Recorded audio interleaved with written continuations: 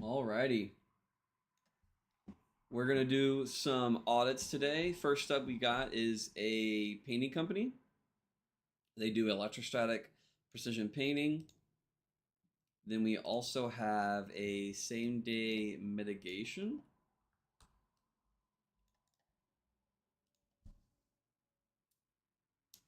So this is going to be a water damage, a water mitigation company, water damage restoration company based out of Dallas Fort Worth. And then we've also got a realtor that we're going to look at as well. So first up, we're going to do the painting company. Also going to make sure everything is properly working. If you guys have any questions, make sure to drop them in chat. If you have Ninja Property Value Pro. Yep, I got you. You're going to be third today. Let's see. Who owns this? What's their name? Jeffrey. I think that's you, Jeffrey. If that's you in chat, Jeffrey, you're going to be third today, okay? There'll be a recording that I will quote because you replied to the original tweet I had 2 days ago. I think it was on Monday, Jeffrey. And what I'll do is after the stream, after I've cut everything up, I'll quote tweet your reply to that previous tweet that I sent out, I believe it was on Monday. So you'll get that full video. Not only that, I will DM you a link to this audit as well so you can see it for yourself, okay? Yes. Yeah, I got you. First thing though I'm going to do is the electrostatic painting company. And then, yeah, so just look out in your notifications and I'll quote that reply that you had. And then also check your messages, your DMs, and your message requests for the URL that I'll send you after this, okay? Yeah, my pleasure. And then also, just so you're aware, Jeffrey, I don't know where you at or what stage you're at, but I also do have a school community similar to what's currently going on right here, where I will do weekly calls, but this is going to be more like one-on-one. And also, if you ever have any questions that you want to be answered by me, like yesterday or a couple days ago, someone asked about starting a Christmas light business, and we went back and forth, and I answered their questions. So if you're looking for that, there's that link to that. Okay. Let's see, where are we at with this? Okay, so that's still going. Alrighty. So I'm going to do a little bit of snooping around before I get into the actual audit. Just because, let's see what they got going on. Okay. Okay, so they got a YouTube.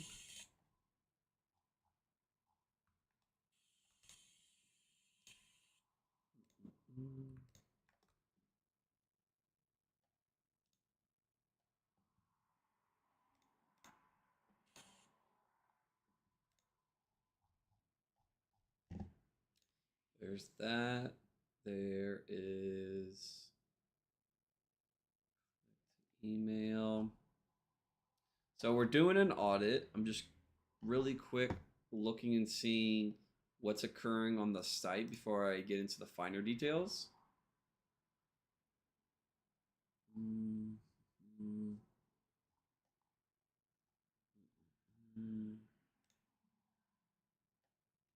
What is this built with? This is on WordPress. That checks out. That makes sense. Okay, so then let's search the name of the company. Do they have a Google Business profile? Where are they located out of? Alabama? Wait, they... Okay, so they have a large service area. So let's see. Electrostatic precision paint. Yeah. Yep. That's the same company. Okay. So they do have a Google Business Profile. I can get directions. There's that. They've got a website link. Okay. Let's see. What I really want to happen is my Chrome extension to pop up. Give me a little bit more information about them. Sometimes it's a little finicky.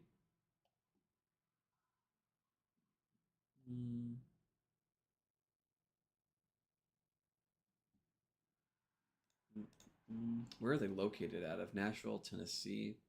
So then what I'll do is I'll search their name. Then I'll do Nashville, Tennessee. See if I can get their profile to pop up. They got their profile to pop up. So we got their Facebook account. Okay. Let's move this over here. Move that over there. Again, I'm just getting set up for this audit real quick. What I'd really like is my Chrome extension to work. We'll clean this up real quick.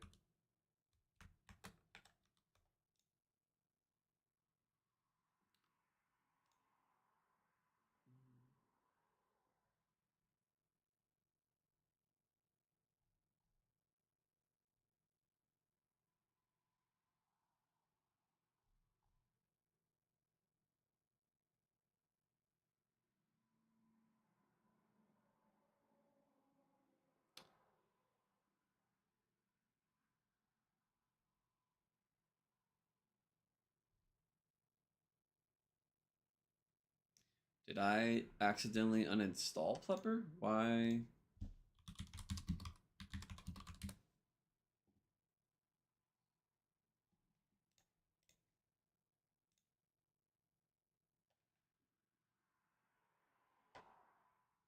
There we go. Now it wants to work. Why aren't we popping up for this?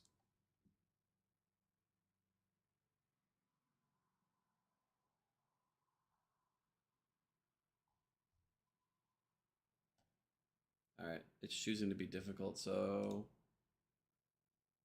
we're just going to move on.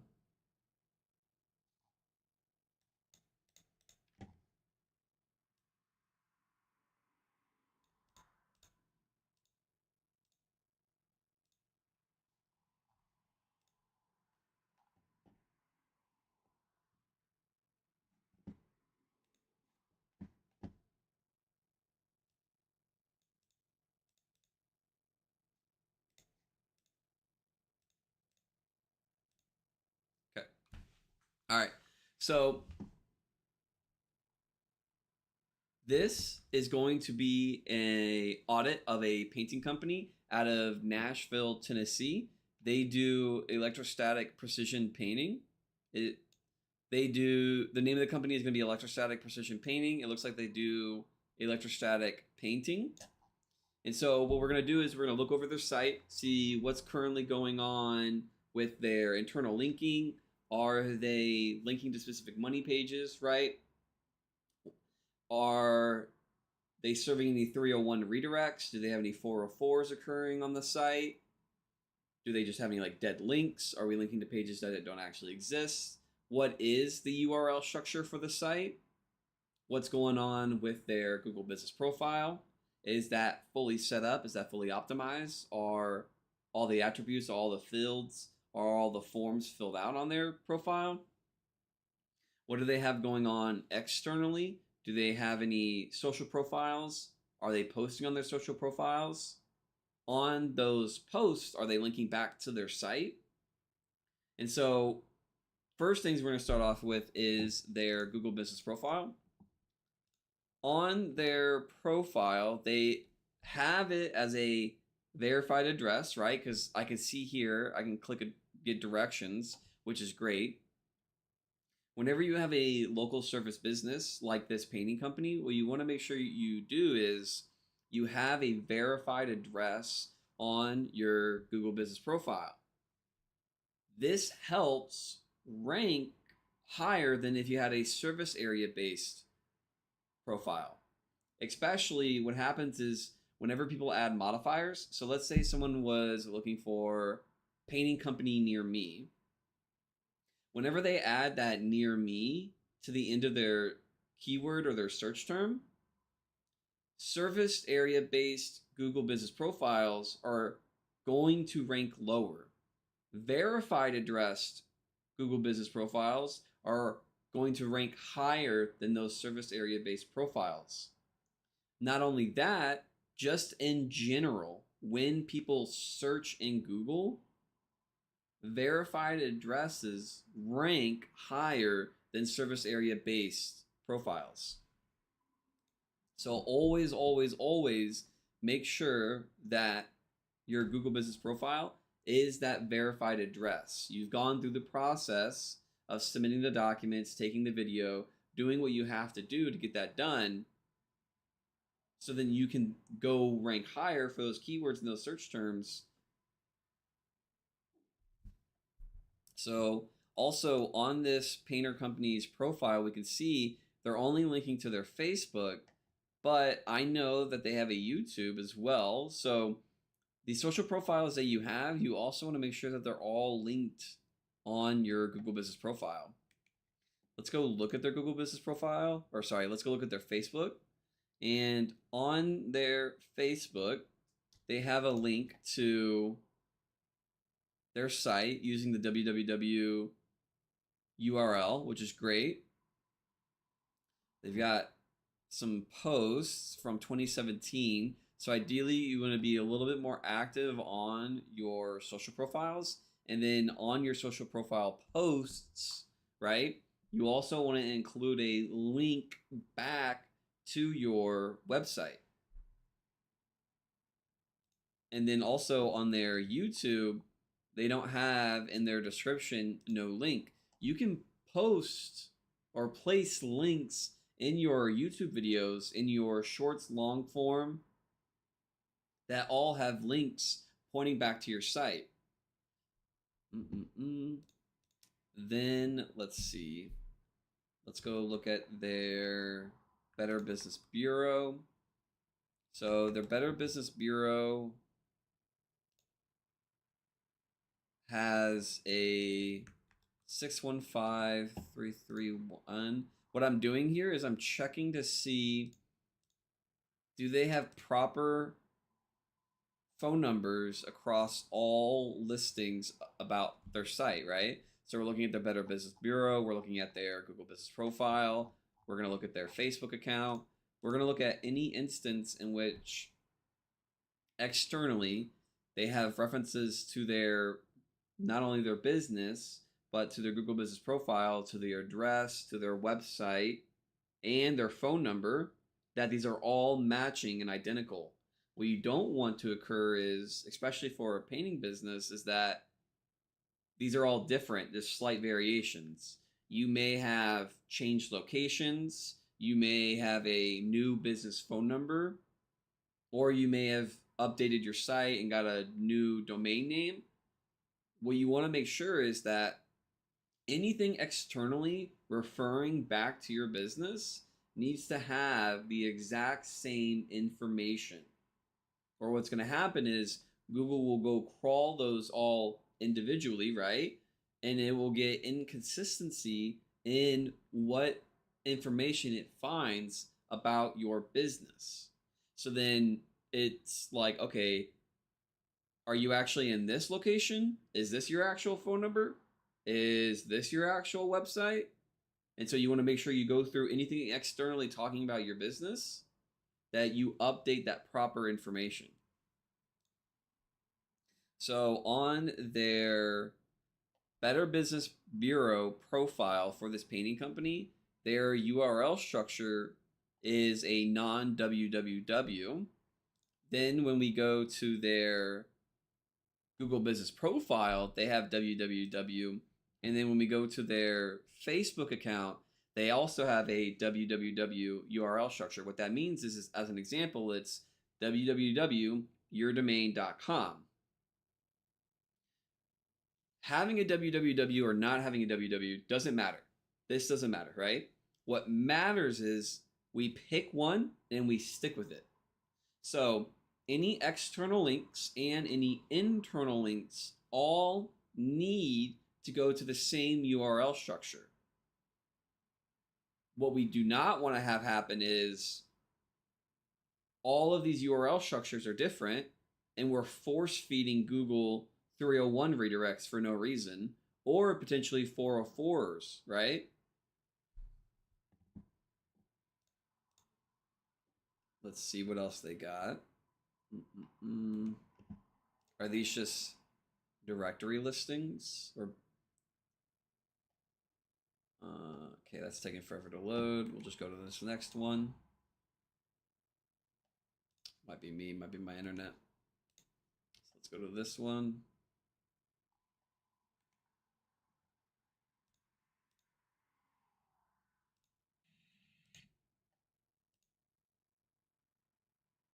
Yeah, you should definitely have links to. Okay.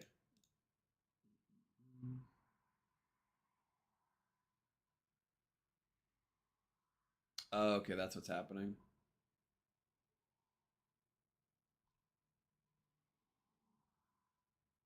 Is this yours? That is not yours. So we'll go back over here.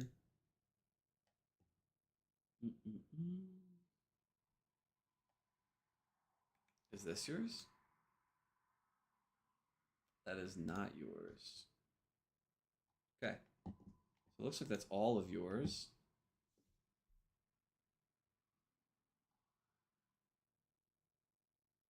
Also, on this painter's Google Business Profile, they don't have a description. So we want to make sure when you go to set up your Google Business Profile as a painter is that your description is filled out to the max. So use all 750 characters describing your business, the service that you offer, and where you're at. Then after, you want to go and make sure that you have services. For your services, you want to aim for around like 15 to start off with. Have your main services and your main keywords you're trying to target.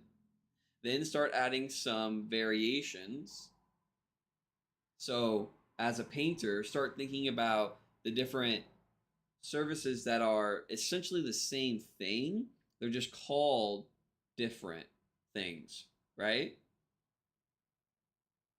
Then you want to, after you've listed all of those services, you want to go behind that and add a description to each. For the description, don't overcomplicate it. It just needs to be 2 to 3 sentences describing what you're going to do. And then make sure you hit save. On this, we can see here that they have 17 services. So like right here, we can see electrostatic painting process, electrostatic spray. So they're kind of doing it. Ideally, I want to see more. I'm not sure what outdoor furniture means, and I'm not sure outdoor lighting. So some of these services that they have listed are not congruent with their actual service, right? Outdoor lighting is not a painting service. So what you're doing is you're confusing Google when it goes and looks at your Google Business Profile and is like, okay, so the main category is painter, which is great, but now you have a service for that says outdoor lighting. You also have outdoor furniture. You have patio furniture. And so what like this doesn't relate to painting at all. And so what we want to do is you want to make sure that the services that you're listing on your Google Business Profile are actually matching the services you offer and your primary category.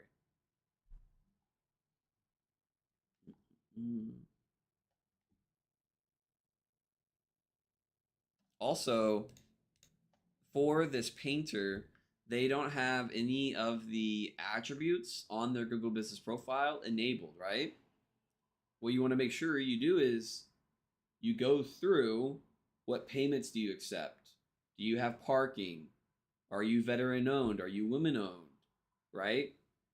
Go through, scroll all the way down, every single thing that you can add information. You want to make sure that you are hitting yes where it's applicable. You're hitting no when it's not applicable to your business. Do you have free parking? Yes, then you need to hit yes. What payments do you accept? So make sure, take the 5, 10, 20 minutes, go through your Google Business Profile, and completely fill out all the possible information that you can.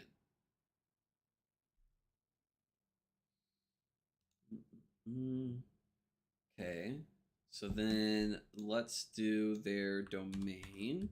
We're going to do their domain in quotes. So for this painting company, I'm just taking the top level domain, epp-painting.com, right? And I'm just searching it in quotes. What this does is we can then see what does Google have currently indexed that has that domain name on it, right? What pages, what is externally linking with this domain on it in Google's current index. So we can get an understanding of what Google currently knows about this business. And we can actually find, we found their, is this them?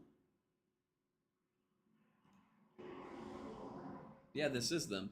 So you have a Instagram account that's not linked on your Google Business Profile. I would highly recommend doing that. Let's see. And also on your posts, what you want to make sure you're doing is you have links going back to your site. Another thing is that you're posting on your Instagram, but you also want to make sure that you're posting on your Facebook. You can set up your Instagram and your Facebook to where when you post on one, it cross posts on the other. So you can theoretically get another social post with a link back to your site.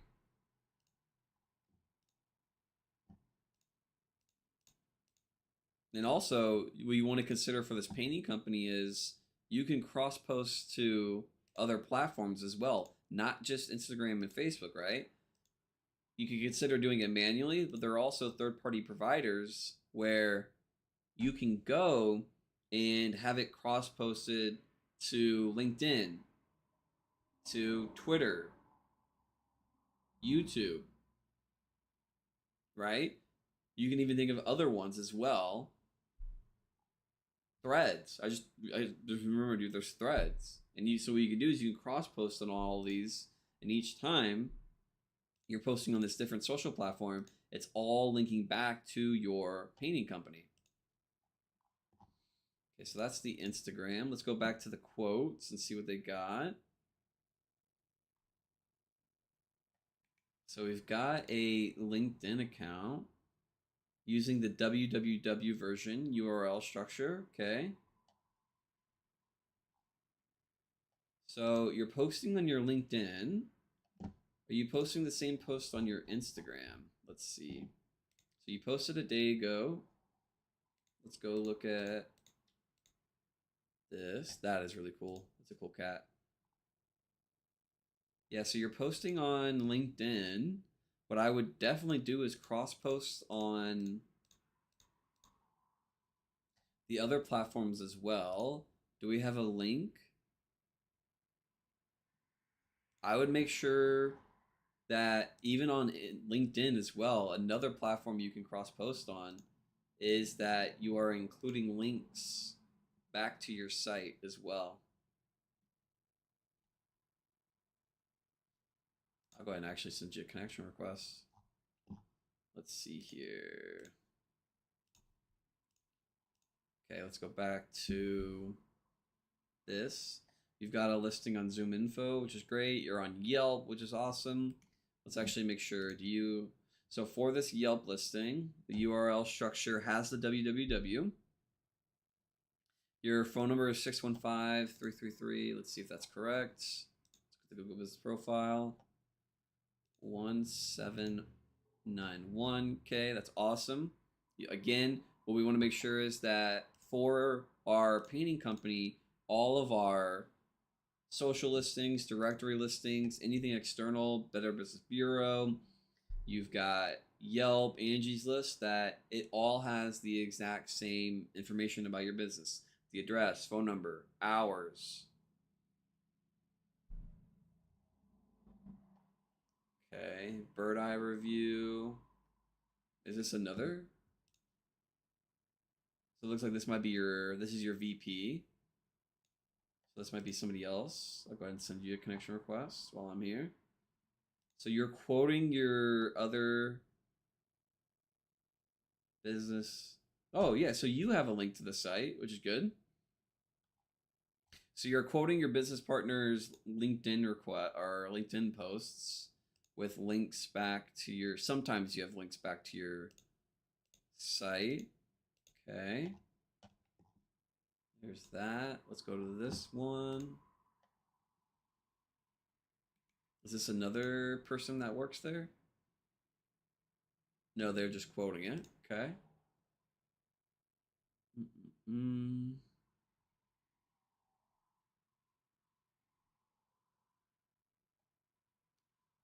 So I'm just looking and seeing what else does Google have. So then you've got another employee. Okay.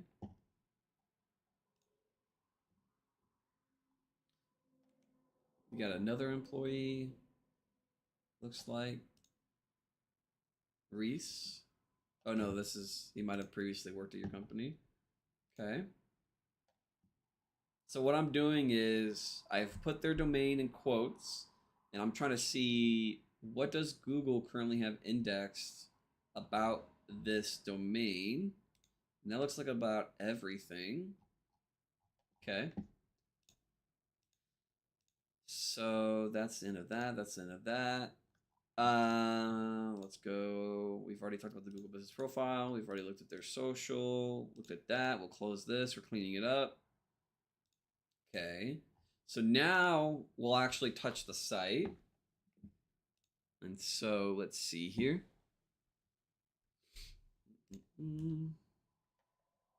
So the WordPress version you're using currently on your Painter site is 4.9, which came out in 2015.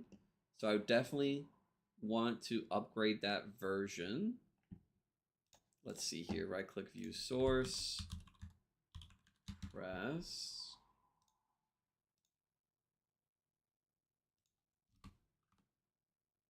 Yeah. So right here, WordPress version 4.9.22. So I would definitely go and update that version. Let's close this. Let's go back to the audit. So then let's move this over actually. Okay, so on this page, you have a link to airless sprays. So let's see here. So let's close this. Let's actually move these over here. Clean this up real quick.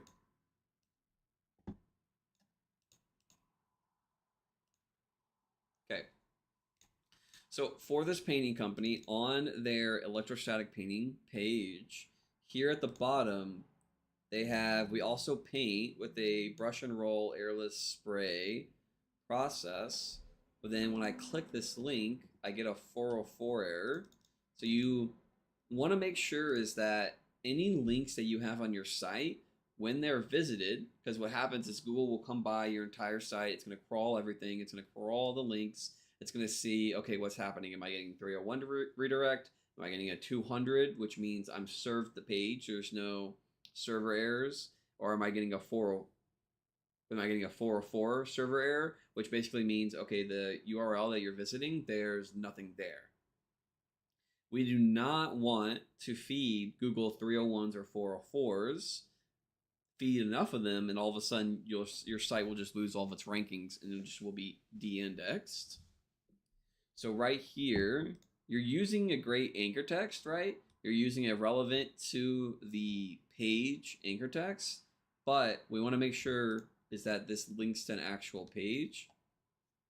So on your electrostatic painting page right here at the bottom, I would go and remove that. Also, something that I'm noticing on this painting site is that their footer is completely blank. Our footer is another instance, another chance for us to get links to all of our pages. This helps us achieve a full crawl depth each time Google comes by, right? Because not only is it going to crawl the homepage, it's going to crawl all of our internal pages. And each time it's going to see our navigation, our header, the top of the page, and our footer. And what this does is it gives Google, each time it comes by and crawls, multiple instances in which it sees all of our URLs. So like in the footer, what we'll do is we'll link to our services hub, our locations hub, our blog hub, right? On those, we'll have all of our location pages.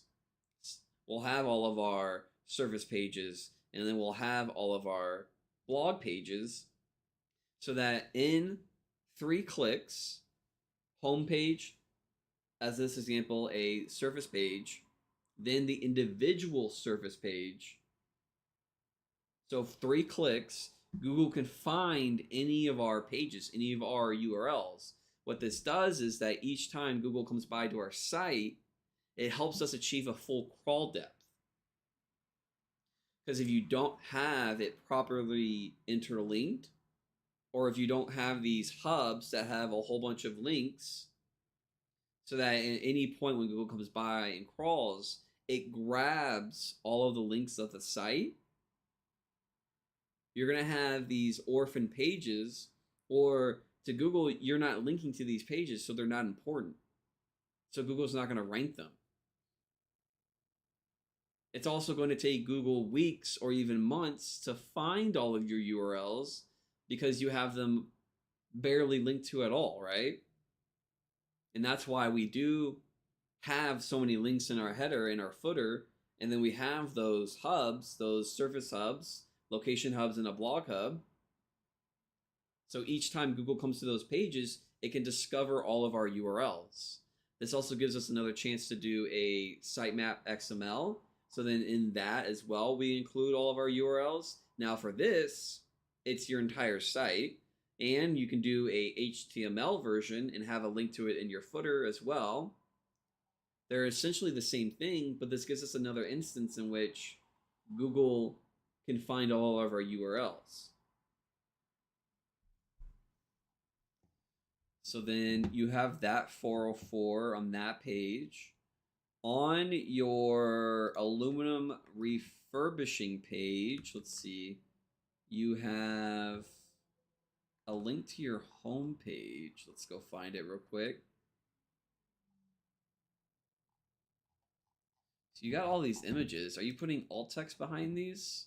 So on your aluminum refurbishing page, you've got a pretty light word count, only 321. You definitely want to get that up. And then also you only have one header and there's a lot of photos. So let's go see. So for this painting company, behind each of their photos, they're missing alt text. Alt text is a HTML code or an HTML tag. What that means is that what we can do is we can place text that describes the image.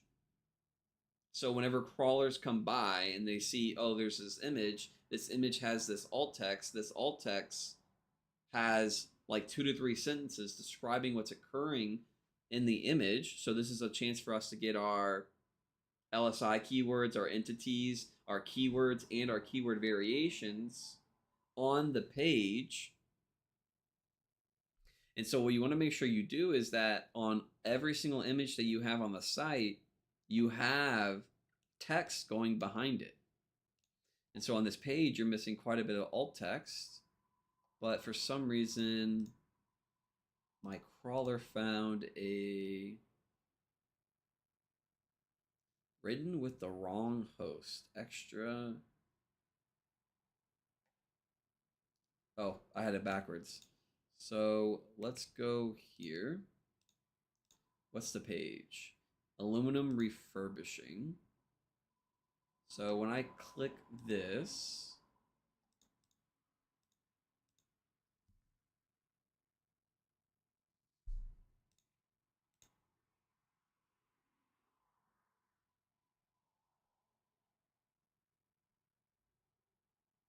so I'm trying to find on this page, you have a link to your aluminum refurbishing, but you have it. Okay, so right here on your home page, you have a great anchor text. You just are linking to the wrong URL. What's happening is that your site or your server is serving the non www version of this URL, but on your homepage, you have a link to the www version. So what's happening is that Google will come by, it will crawl, it will find this URL, it will follow this URL, and then it's force fed a 301 redirect. What you want to do instead is just link to the correct URL version. Just link to the non www version. And so that's happening right here on your aluminum storefronts. Let's see. Let's check here again. So your electrostatic painting, Tennessee. Let's go back to your homepage. Where is this happening? It's not there. It's not there. It's not there.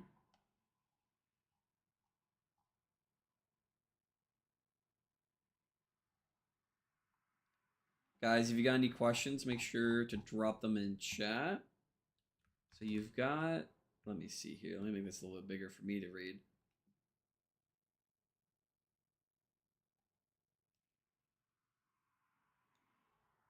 On the homepage, painting Tennessee. Is it your...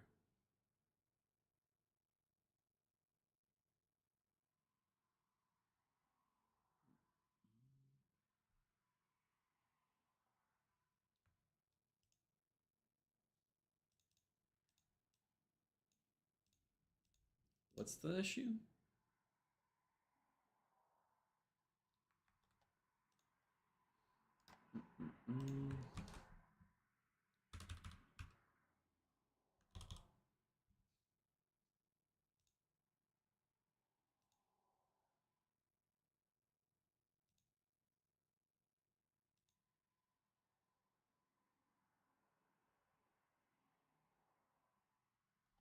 Contact.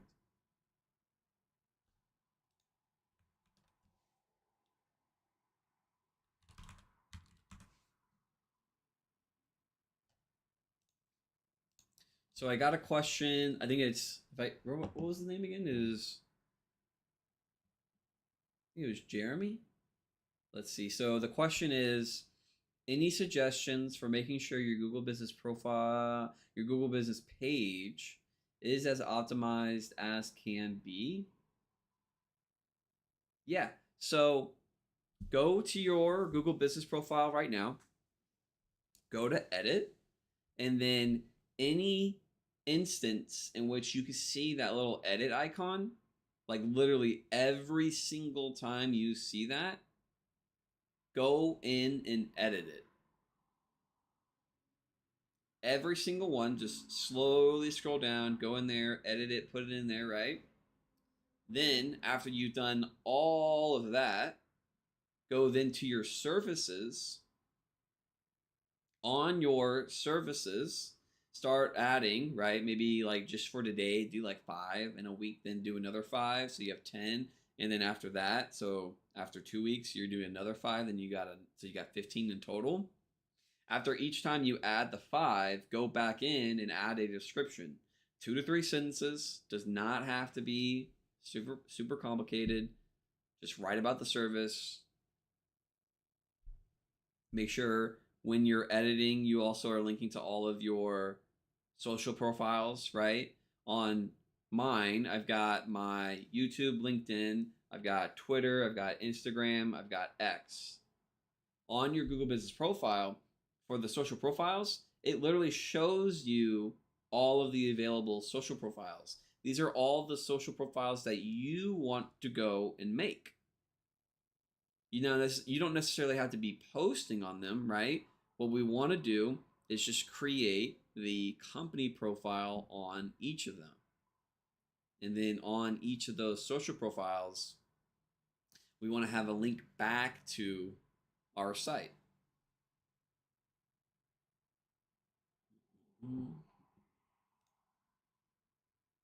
Okay, so on your homepage right here, your contact right here, this is linking again to the www URL version. So what you want to do is make sure that you're linking to the non-www version. Okay, so let's see here. On your gallery, you're linking to electrostatic painting. So you've got great anchor text right here on your gallery page, but you're linking to the wrong URL structure again. Just the same thing that's occurring. You're also on your home page, your gallery. Not that one. This one? Yeah, so photos of your work down here. This little link is as well a www version. Okay, so then on your homepage again, you have industrial painting. Industrial, I think it's right here. Yeah, right here on your homepage for this painting company, you've got another www. Then on, you've got services. Let's see.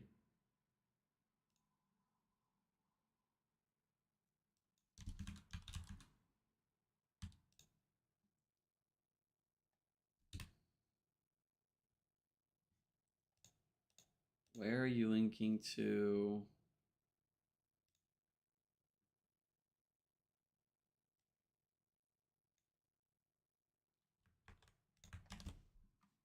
View page source. Services. What is this? Key class. More detail. So more detail. Okay, so right here on your homepage, you have another link to the wrong URL structure. And then let's see. You're on the homepage again. This right here, and I'll send this to you. There's a link to the incorrect URL structure for the image, and it's on your gallery page. Okay, there's that. One link on your site leads to a page that isn't there. So on this page, yeah, you've got a 404 error. Also, there's no phone number on your site. So when you go to make your painting company site, you want to make sure that you have the proper contact information. So, well, actually, no, that's not right. Sorry, my audit tool got that wrong. Ignore that. Your homepage is missing your phone and address. So on your homepage, there is no phone number. What you want to make sure we're doing is that, especially in the homepage, the page that is visited the most, we want to have our phone number and make it obvious, super obvious, that if someone is wanting to contact us, that they can, right? Like have a form or what have you. So let's see. Also, on your contact page, let's look at your embedded Google Business Profile. So this is something everyone should go check. I see this. I think I've done so many audits now. Every single time I've clicked on a Google Business Profile embedded map, it has been wrong. Not every time. 9 times out of 10, though, for like every single time. So everyone, real quick, right here, you're going to go. Now, I know this isn't a Google Business Profile, but this is how to properly do it. You're going to go to share. You're going to go to embed a map, and then this is the code you want to be embedding. So do not do your address. Do your actual Google Business Profile. So we'll go here. We'll search this in Google. we are going to go to maps. I'm going to show with an actual Google Business Profile. So right here, I'm going to hit share. I'm going to hit embed a map. And this is the map you want to be embedding. You're going to go copy HTML right here. And that is what you're going to place on your site. So on your contact page, this is what you're going to replace. We're gonna close that. We're gonna go through here. Okay, that's talked about. Tag pages are being added. Okay. So then, let's see what's going on here. So you have lorem ipsum.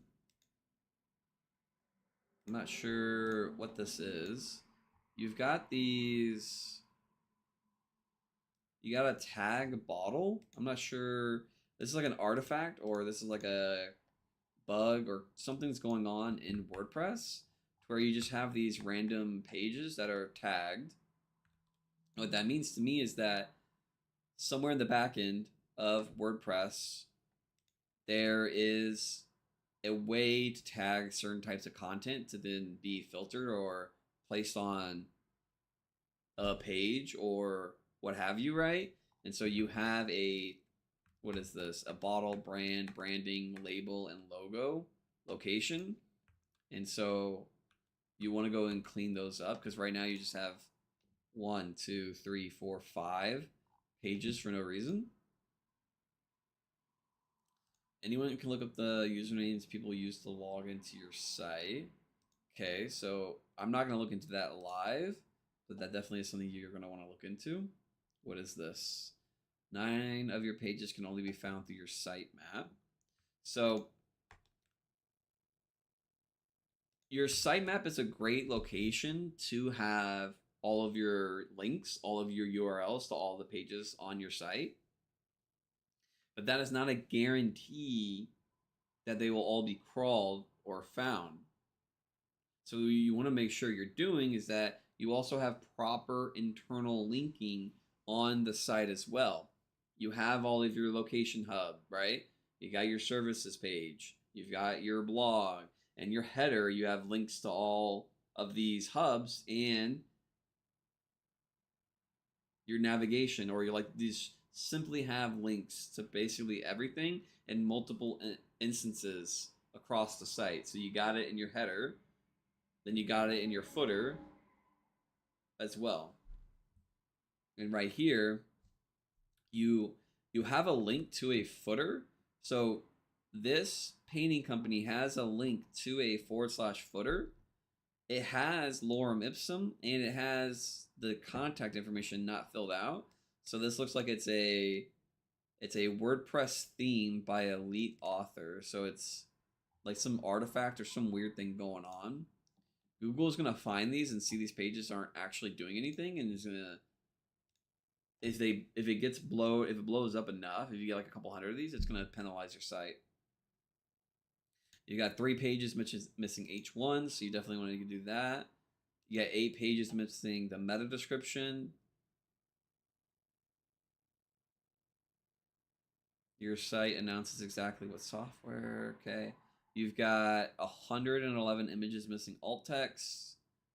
And then you're missing your, what would these be called? Your meta properties, or your like social properties. These are little HTML tags that when you go and share your website on social media, you can set the icon that is displayed below it. And so you currently don't have these on a couple of your pages. Definitely want to go and do that. All right. And that's the end of this painting company's audit. Let's go and close that. Let's go, and we're going to do a water restoration company, or damage. Okay. So, question in the chat. Is it crucial to avoid making too many edits to your Google Business page simultaneously? The question is really about risk. Is it risky to go and make 50 edits to my Google Business profile in one day? Yes.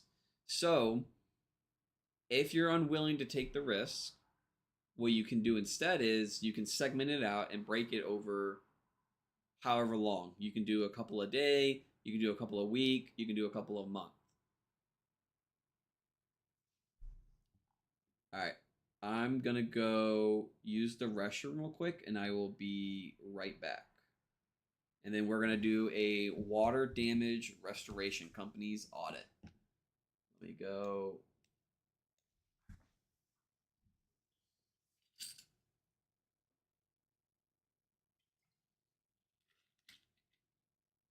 My pleasure.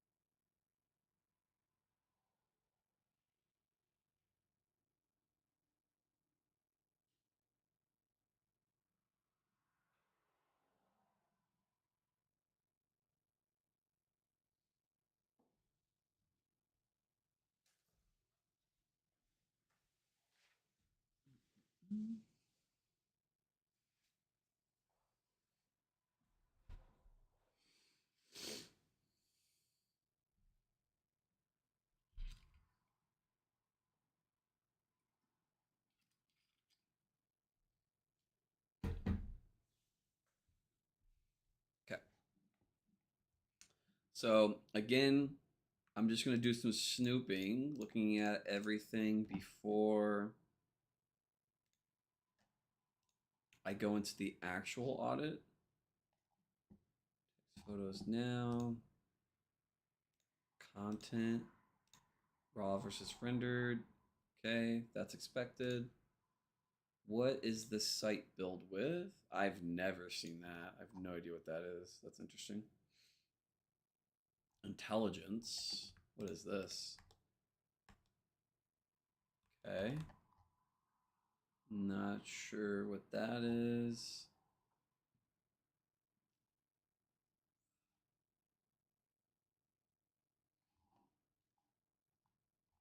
So I'm now seeing photos. Wow, this must be a big site. Authority. Technical Authority Library. Okay. No links. Oh, no, there we got links. Well, you got links linking out. Do you have any internal links? So you have links to other blogs. And you've got links to services. Okay, so yeah, this makes sense. No footer, which is an interesting choice. View source. What? Three sources. I'm not sure what this is. How information on this page is supported. Okay. I don't know why we're doing that. Okay, so that's all of that. Let's go look at these. So that's the blog. That makes sense. Build explanation. So this button doesn't do anything. None currently recorded. Facts from your SEO estimate. Okay. I just have no idea what the point of this page is. Open recovery record. Okay, this makes sense. This is an actual thing. But what I want to make sure, I'll come back to that actually. Okay, I don't know what the point of this page is. There's really not much information here. Go deeper, water guidance, how the information of this page is stored. You all, so you got a hub. This is good. I like this. Category 2 versus Category 3 water damage. Okay, that actually makes sense. Okay, let's close that. That takes me to a different page. Okay. Again, I just don't know. I don't know what the point of this page is. It just looks like light content.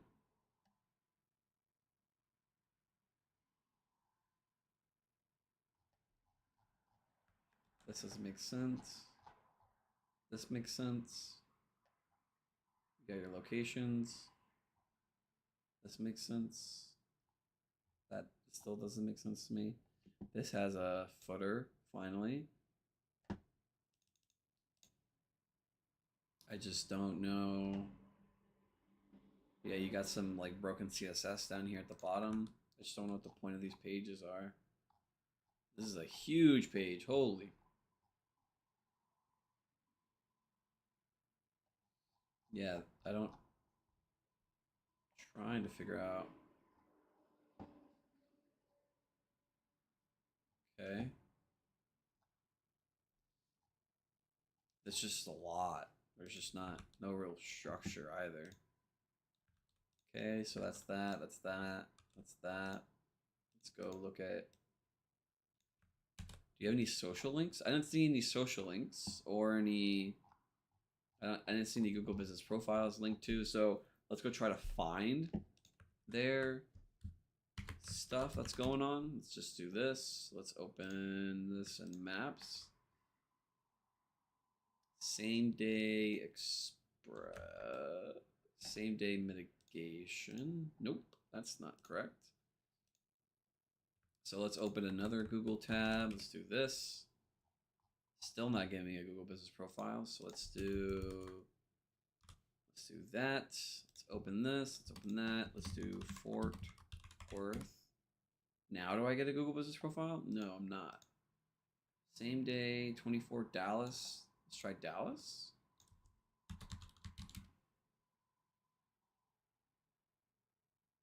Ah, your name is so yeah, you're too exact match. It's hard to figure out.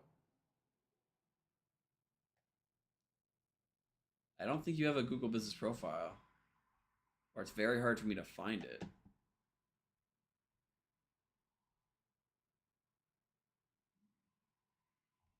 Yeah, I'm not able to find your.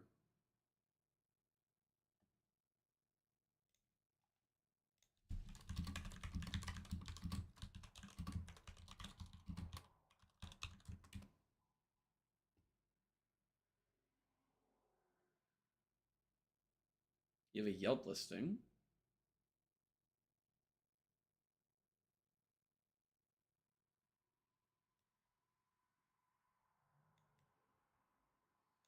So it won't give me.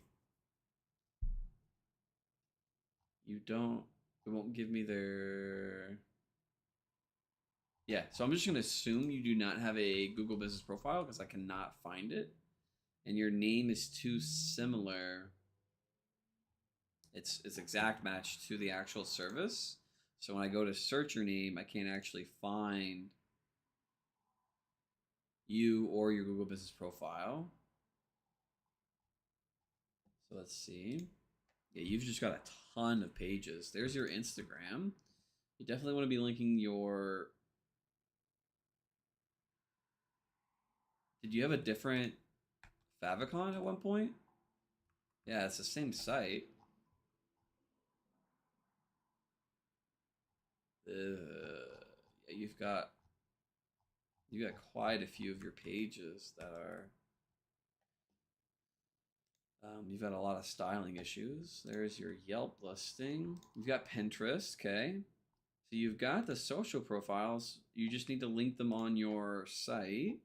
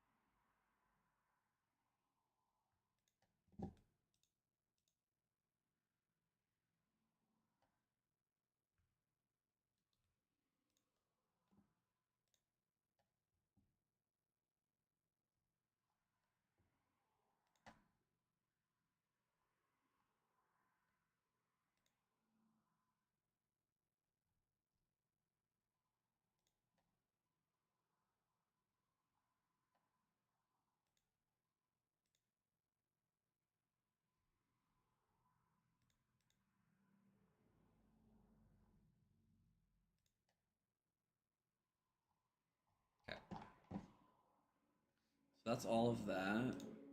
We've got this. We got this. Okay. All right.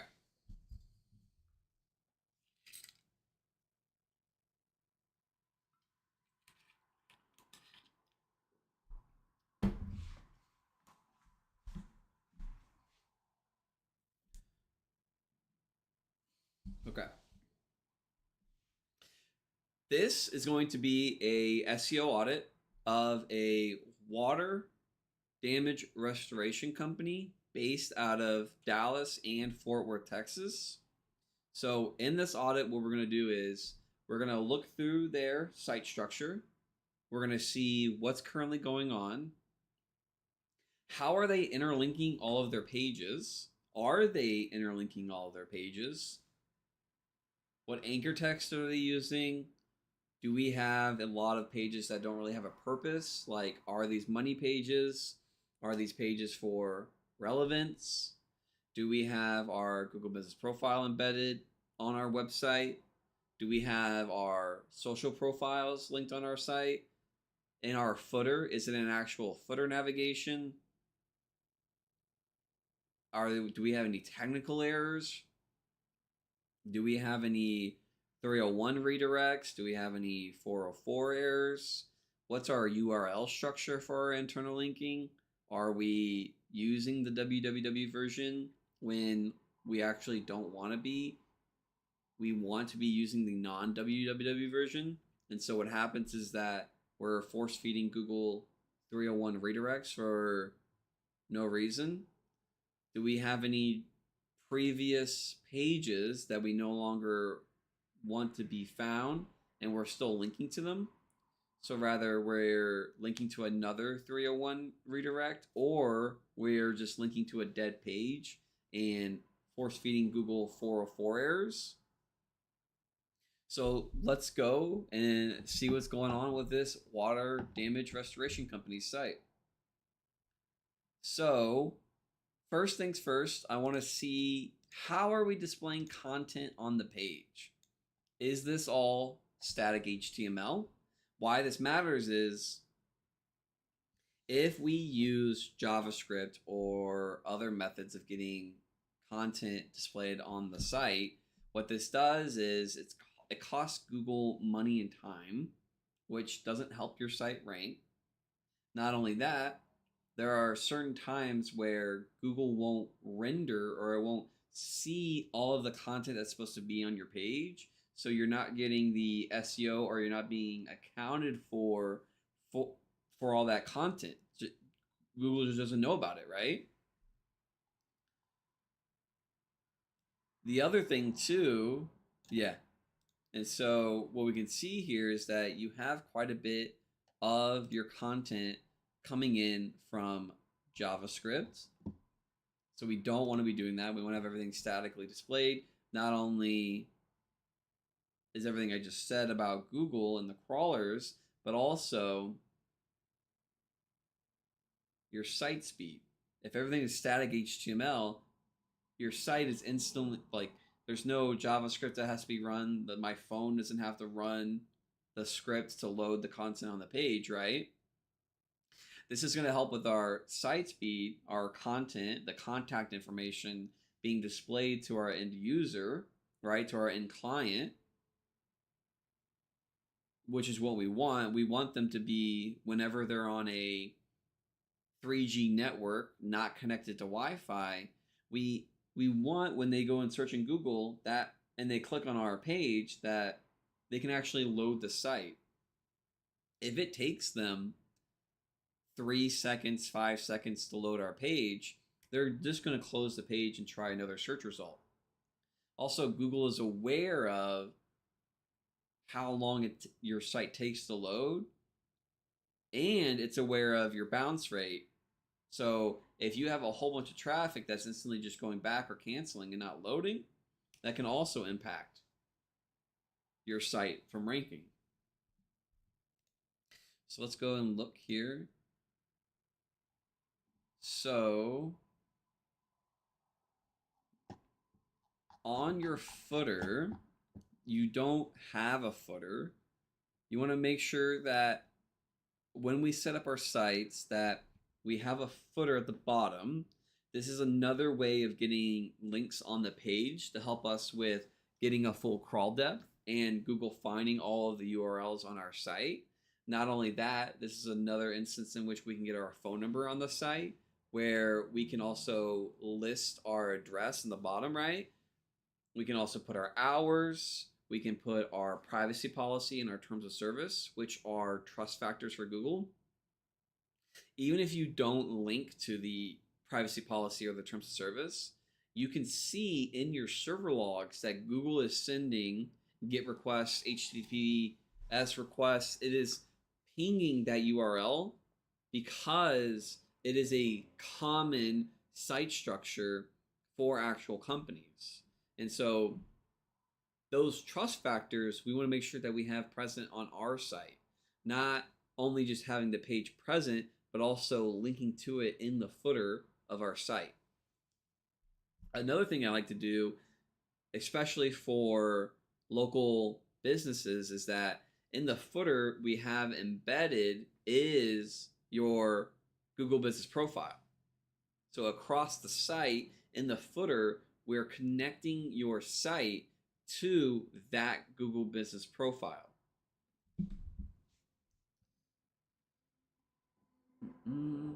So you've got photos. What I would do is make sure that actually right here you've got some little bit of alt text. I'd make sure behind each of the photos on your site, especially for like a water damage restoration company, that we have alt text describing these. I would also move them further up on your page. It's a little bit of a CRO thing. That's not necessarily a SEO thing. But let's see here.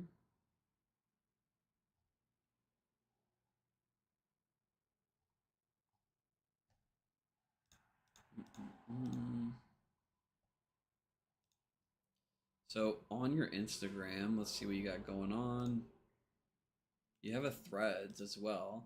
So you have Instagram, Threads, Facebook, Pinterest, and Yelp, but nowhere on your site are you linking to them.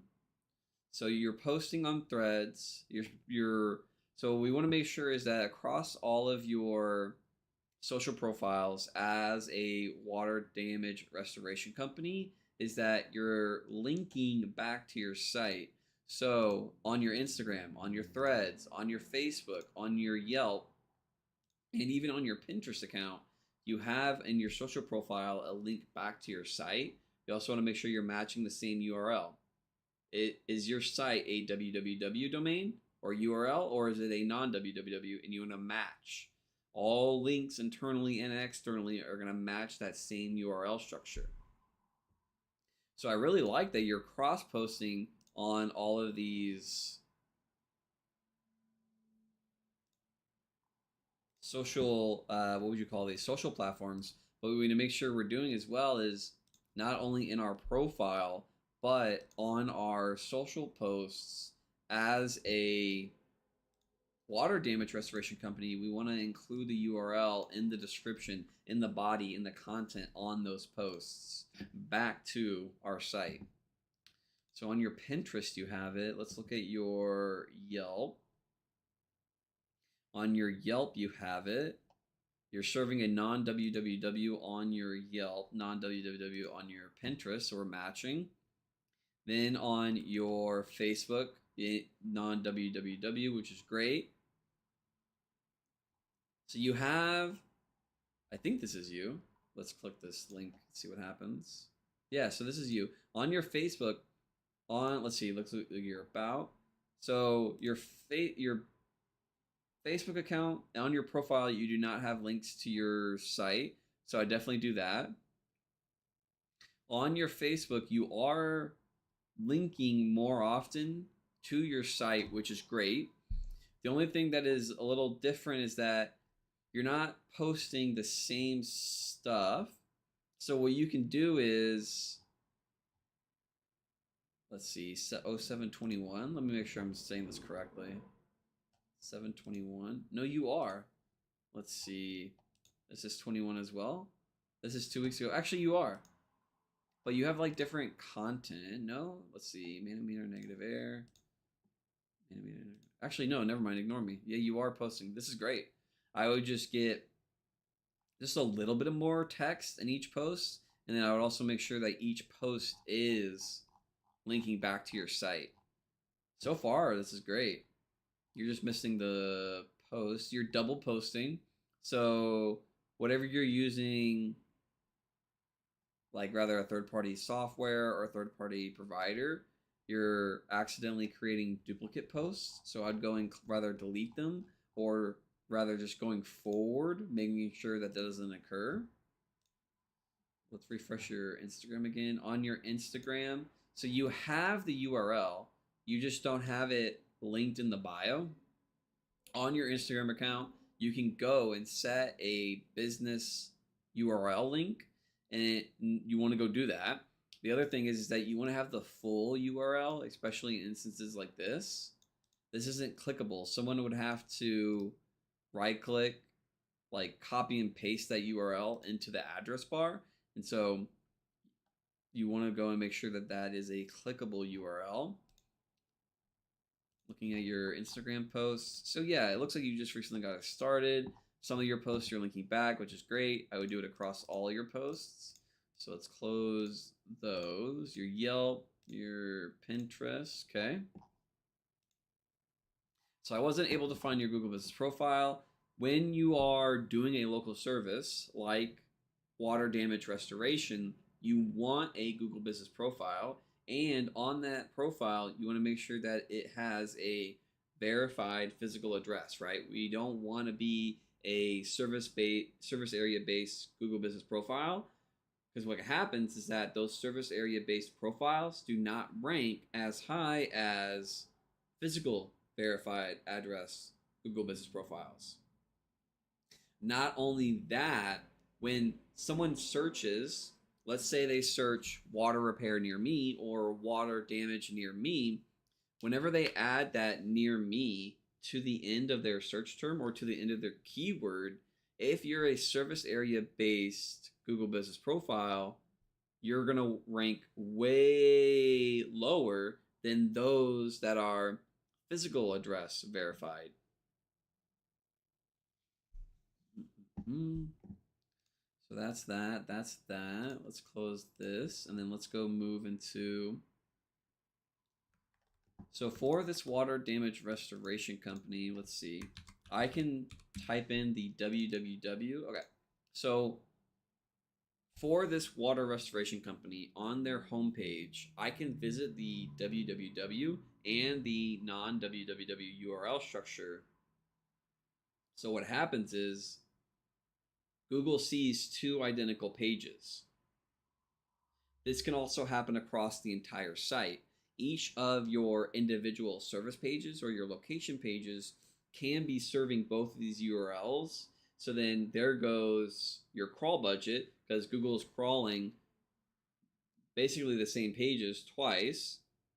So instead of getting a full crawl depth, you now have Google wasting half its crawl depth, having its crawl budget on these two versions of your site. Not only that, Google starts to see duplicate pages, right? Because the www and the non-www, they're serving the same content, but Google is seeing that these two URLs are two new pages. And so your site gets penalized and you're wasting your entire crawl budget. Let me see. Is this happening across your entire site, though? That's the question.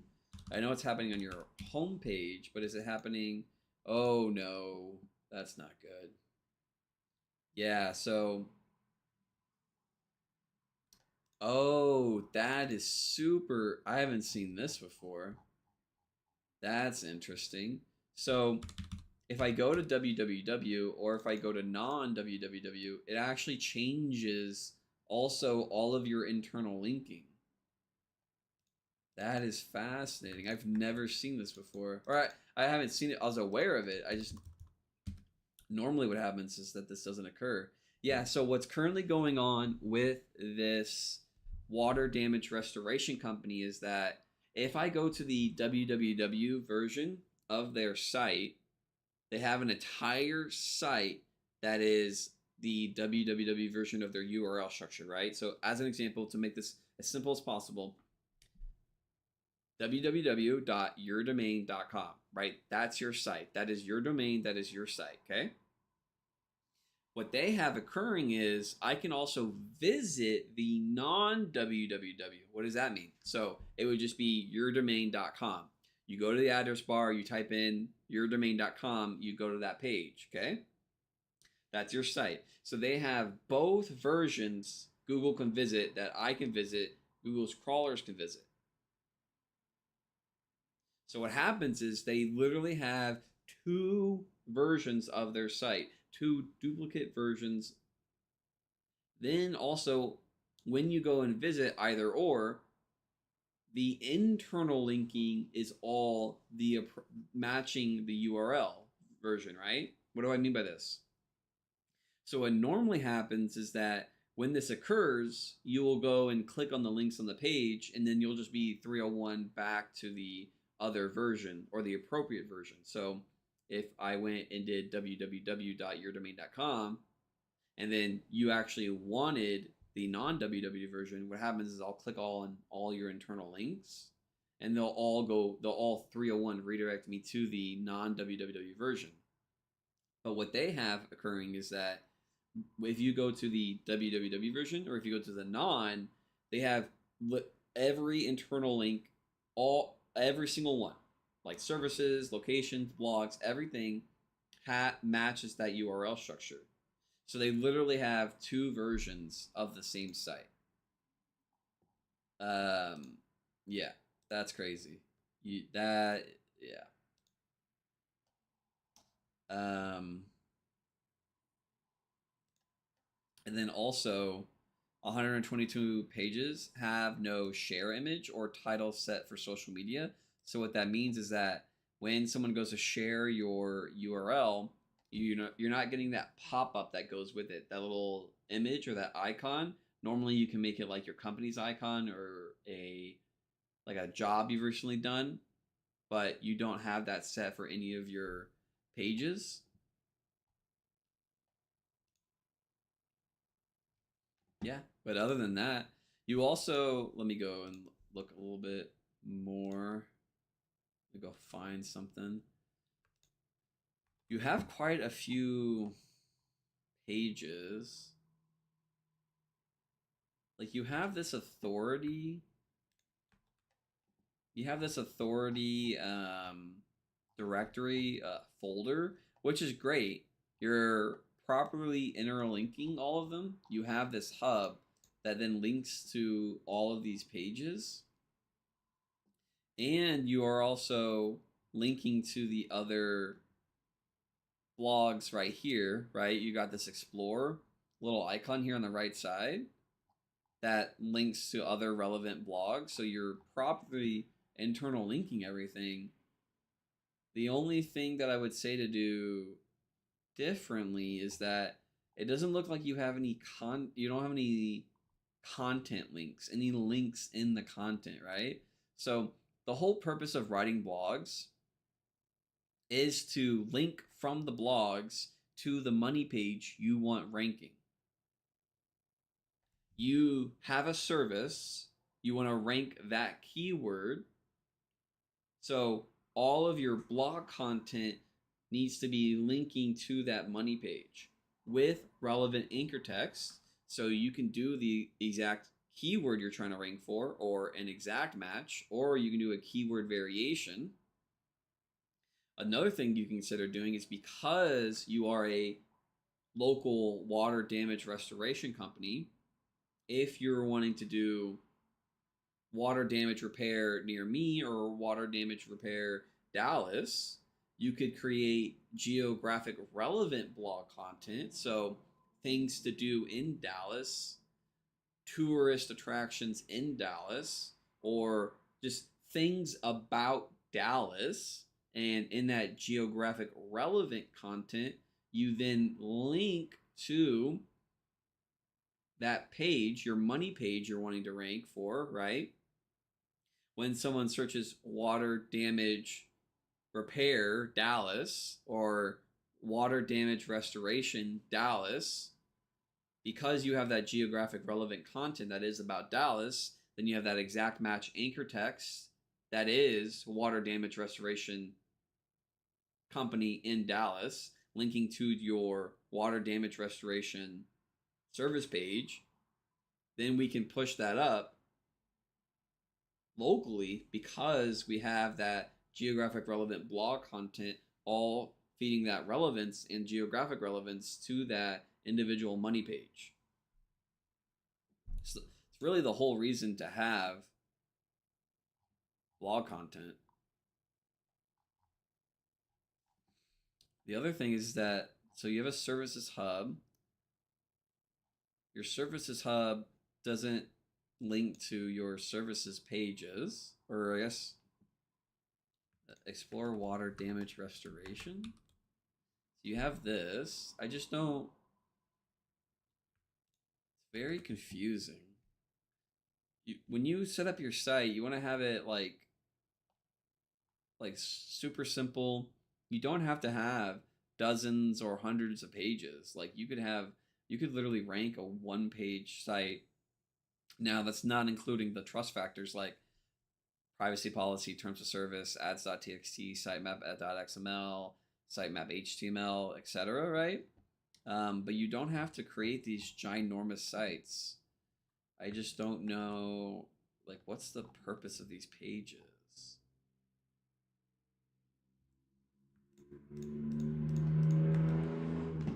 Like, let's look at the amount of content on these pages. 790 words, 650 words, 581, 467. Yeah, you just have a whole bunch of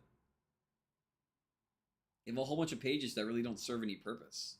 And then also the styling in your footer is broken. I just don't know. Like when you go to create a page, each page you go and create should have a reason for being there.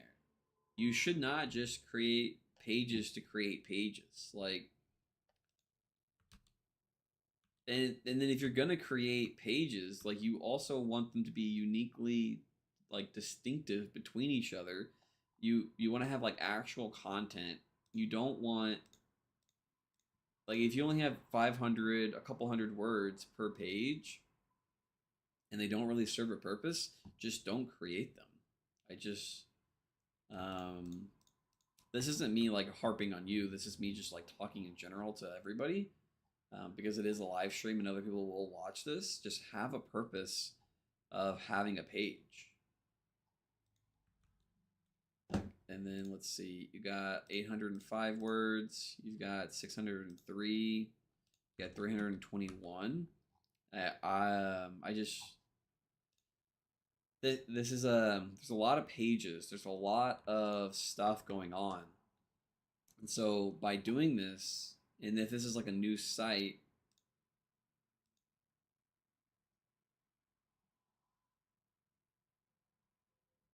you're shooting yourself in the foot because Google comes to a new site, sees that there's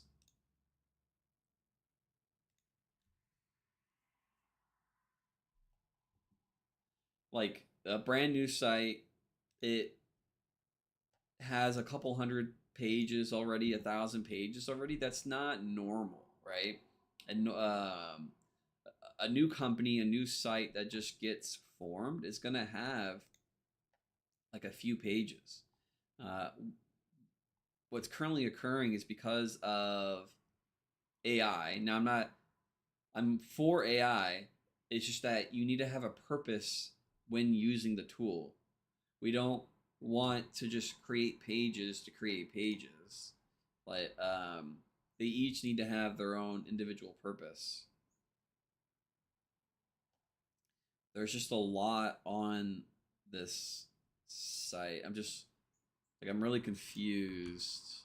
And also I'm viewing this from an outsider, right? I don't have the context from the owner of like what's going on, what's the purpose. And so it may be actually super simple, but because I don't have that additional context, right? I haven't talked to them. Uh, like I don't know what's currently like what's the structure, what's the goal with this site. So your blog content, you've got 1,100 words to 1,200 words, which is great. Just in this blog content, we want to be linking back to our services pages. You've got all the internal linking for the other technical guidance and the Explorer right here, right? So you're properly interlinking them. You're just not linking back to the service page or the money page that we want to be ranking in search, right? Also, you don't have a favicon. It's spelled Favicon. Actually, no, Favicon. This is a little logo or an icon that in the web, when someone's viewing it in a web browser, in the top left right here, it will display there. Even if you don't have one, Google will still ping it, right? Google has a list of URLs, a list of like trust factors, normal things that go on a website. It will ping all of them. Ads.txt as an example. And what we want to do is we want to make sure that we have all of those present. So just got a great question in the chat. What are money pages? So money pages are the pages that we want ranking for a specific term. Whenever you go to create a page, in this example, it's money page, this is the page we want ranking for a specific keyword, right? So let's say that we have 3 services. Each of our services pages are intended to rank for a specific keyword. These money pages, these keywords we want to rank for, are the pages when someone lands on them, they are going to convert to our service.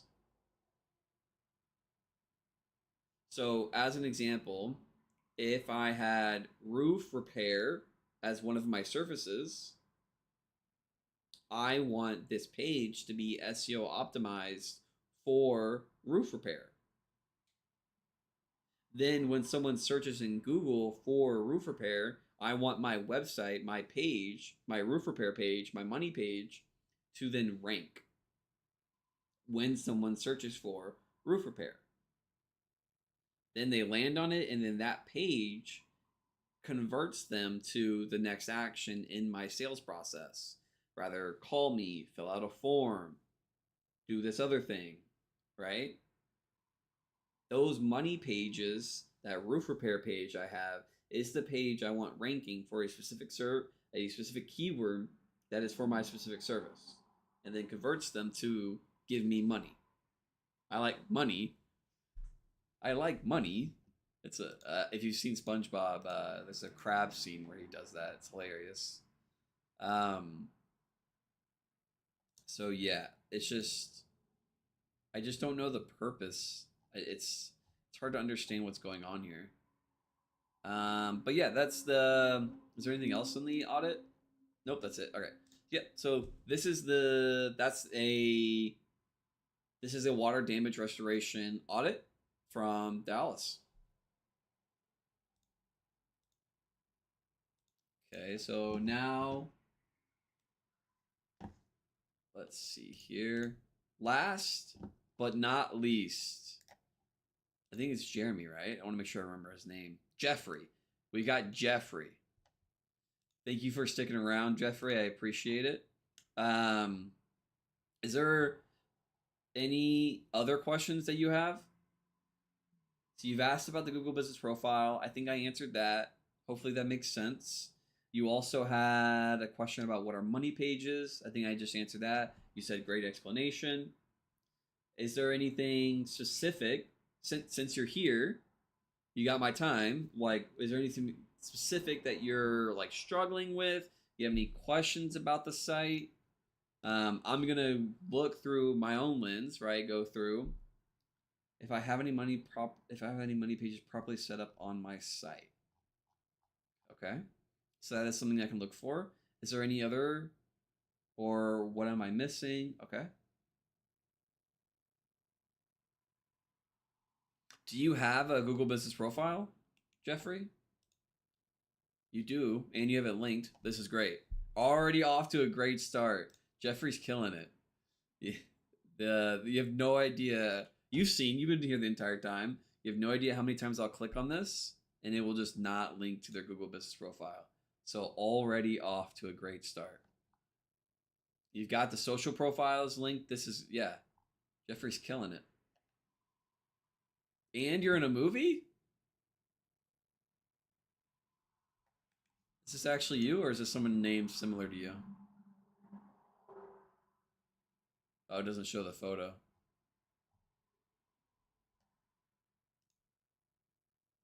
I'm verifying the address with Google. Hey, that's awesome. Yep, that's exactly what you want to do. So you're a real estate agent. Okay, let's get the listing details. I don't think that's me. You know, we got a performance and physical therapy guy. I don't think that's you either. Yeah, so there's something to be aware about, Jeffrey, is that because so many other people have, because there's so many other people that have a very similar name to you, Google is going to potentially have a difficult time separating you from other people. But what is a benefit is that if I were to search your name and then I put real estate, it will then distinctly, like, it will start separating, right? It'll have like filters. It's like, okay, this name, real estate. And then it will go and find other people with that name and real estate. And so if there's nobody else that does real estate with your name, it will help when they go and type in your name distinctly and put real estate. But like as you can see, I put in your name and I get IBM, I get a physical therapist. So that's just something else to be aware about. Okay. I'm trying to raise my presence on Google by targeting keywords in my area. Okay. Now, so help me understand when you say targeting keywords in my area, what does that mean? What does raise my presence on Google mean? I only ask these very specific questions is so that I understand what you mean because everyone has their own definitions or interpretations of what something means, right? So by you answering those questions, I can specifically talk to you on what you're trying to achieve. And I can maybe also clear up some things, like clear up some definitions and give you maybe like some better terms you can go and search then for later and like kind of help improve your understanding if you know what I'm trying to say.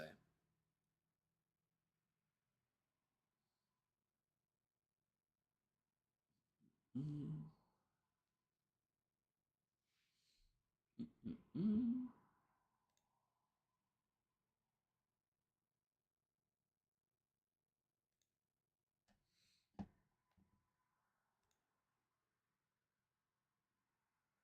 Cool.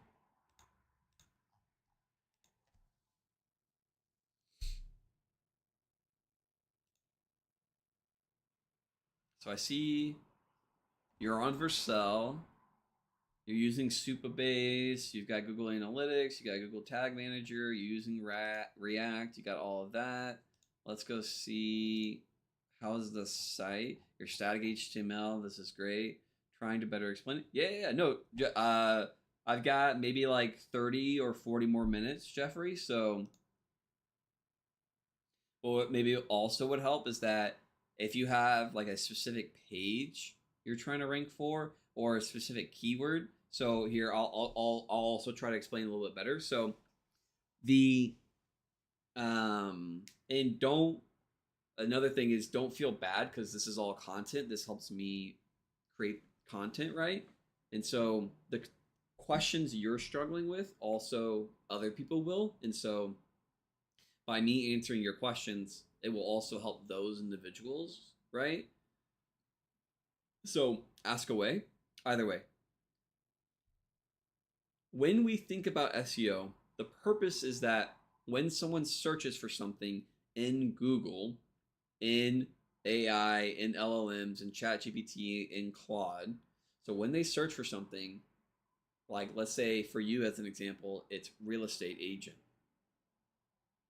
Our goal is that our site appears for that keyword or that search term, right? This is irrespective of what is the, like, the, how do I want to say this? This is irrespective of the search term or the keyword. And what I mean by that is what we have to consider is the service that we offer. What are people searching in Google for to get that service that I offer? Okay, so what do I mean by this? Oftentimes, what happens is that we think people will search for something to find the service that we offer. But us as the practitioners, us as the people that actually do the thing, know that it's not called that. So an easy way to illustrate this is that, let's say I call some, like, a part, like I say a PVC pipe, I say PVC corner, right? But the actual technician, the actual person that does it, knows the part number, knows what it's actually called when they go to the store and purchase it, right? It may have a specific part number and it may have a very specific technical term behind it. But if I were to list it on my page, if I were to SEO optimize my page for that part number, for that technical term, I will only appear for that technical term. If I don't have the actual search term or the search query that people type, like PVC pipe, PVC corner, what happens is that I'm optimizing for the technician. I'm not optimizing for the general population and what they search for, right? So that's what you kind of need to consider when you think about targeting a specific keyword relative to the service, right? So if I sold that PVC corner and I wanted to sell to the general population, I want to optimize my product page for PVC corner because that is what people actually search for. So for real estate, it may just be super. You may just need to target real estate agent, right? Um, Now, if you did more boutique or higher end real estate, those types of people may search different, right? Like, let's say, as an example, you only wanted to work with clients that are looking to purchase like $1 million homes. Those people are going to search differently. Also, they may not be searching at all. Once you get to certain types of people, they're more going to ask for referrals or other means or search out other ways of finding someone that provides the service or the product that they're looking for. So I'm not saying to not do SEO. What I'm saying is to consider what is actually occurring when your ideal client or customer is looking for your service. SEO may not be the play. What might be the play is posting on social media, doing paid ads. Now, I'm not saying this specific to you as a real estate agent. I'm just saying this for every product or service out there, right? We have to kind of think more, not I want to do SEO. It's more of what does my ideal client, my ideal customer, how do they go about finding my service? You know, real estate is a very visual thing. So people may instead search on social media, right? They may look at other avenues like Instagram. Instagram can have a lot of videos and a lot of photos. And so that's what you also want to consider. Let's see. Should I continue focusing on the great blog posts and creating additional content off of those blog posts to share via Instagram, LinkedIn, and Google Business Profile updates? So that is a great question. This real estate agent is asking, should I focus on creating blog content, creating additional content from those blog posts to share via Instagram, LinkedIn, and post as Google Business Profile updates?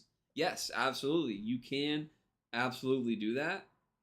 The thing that you want to consider is, because you're a real estate agent, that your service or the product you're selling is so visual. Yes, creating all that content will help. But what you want to maintain as well is that you also tie in the visual aspect. You include photos, you include videos, right? So what we can do is, in the blog content that we go to create, what we write about is relevant, but maybe we put the text at the bottom or below the fold. So when someone visits it on their phone, right, that top portion is the images or the actual service or product. Then down below, we have all the SEO, we have all the optimization, we have all of the content, all of the keywords, the LSI terms, the term frequencies, the bolded terms, listicles, you have the FAQ, whatever is below the fold for the search engines. But for the client, for the person, what you do is you have all of the images and all of that at the top, right? You go and look at normal home listings and you can see that's kind of how they have things structured. Also, because we use images on the back end, what we can do is the file name can include keywords or terms. Not only that, what we can do is on the back end of those individual images, we can add alt text describing the house, what's in the photo, what type of house is it, what type of cabinets are those, what type of flooring is being used, what's the address, where is this located, etc. Then when we post that blog post, or let's also consider posting a listing. You have a new home you're trying to sell, you create a new listing on your site, or you create a new blog post, however you want to do it. Then you then syndicate that or repurpose or just literally post it on all your social platforms, right? In this example, he's asking about his Google business profile. He's asking about his Instagram. He's asking about his LinkedIn. On all of those, if that's all the platforms you choose, you then include a link back to that new listing. And then on the post, you can talk about it more. You can include photos. You can do whatever you want. But then all of that will link back to that new page you have on your site. Google will go then crawl those social profiles. It will find those links back to that page, and that can also help. Let's see. I'm also trying to post content that will help me rank higher for certain keywords and terms for AEO. Yeah, so the exact same thing.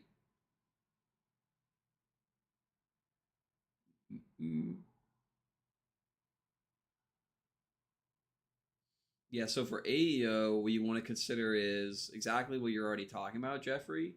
What you also want to consider is getting more backlinks, having backlinks and more other sources of information. Like we just saw that ChatGPT and Yelp did a deal. So what is occurring is Yelp is giving ChatGPT access to all of the review content and all the business information and all of the business reviews, ratings, and like the review content when someone writes about them. They just did a partnership or a deal. I don't know the actual terms, right? I just saw the announcement. But that's another way. So managing your off-site presence as well, like you're already asking about your Google business profile, you're already asking about Instagram, you're already asking about LinkedIn. What we want to do is externally from the site as well, we want multiple references, multiple instances. We want a ton of external content that also talks about our product and our service. So you create your blog content on your page, right? On your site. You do maybe like a slight variation, and then you also post it on your LinkedIn.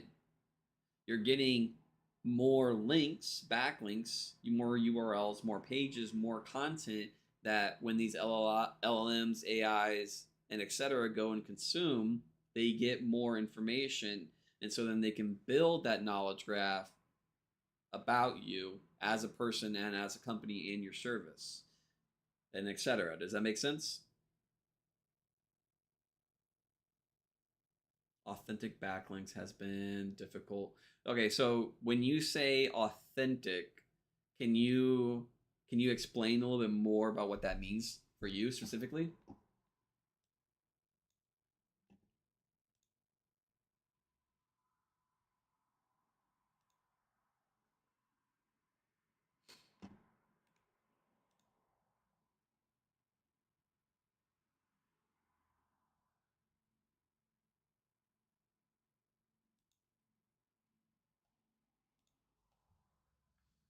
Authentic meaning getting backlinks from people I've worked with.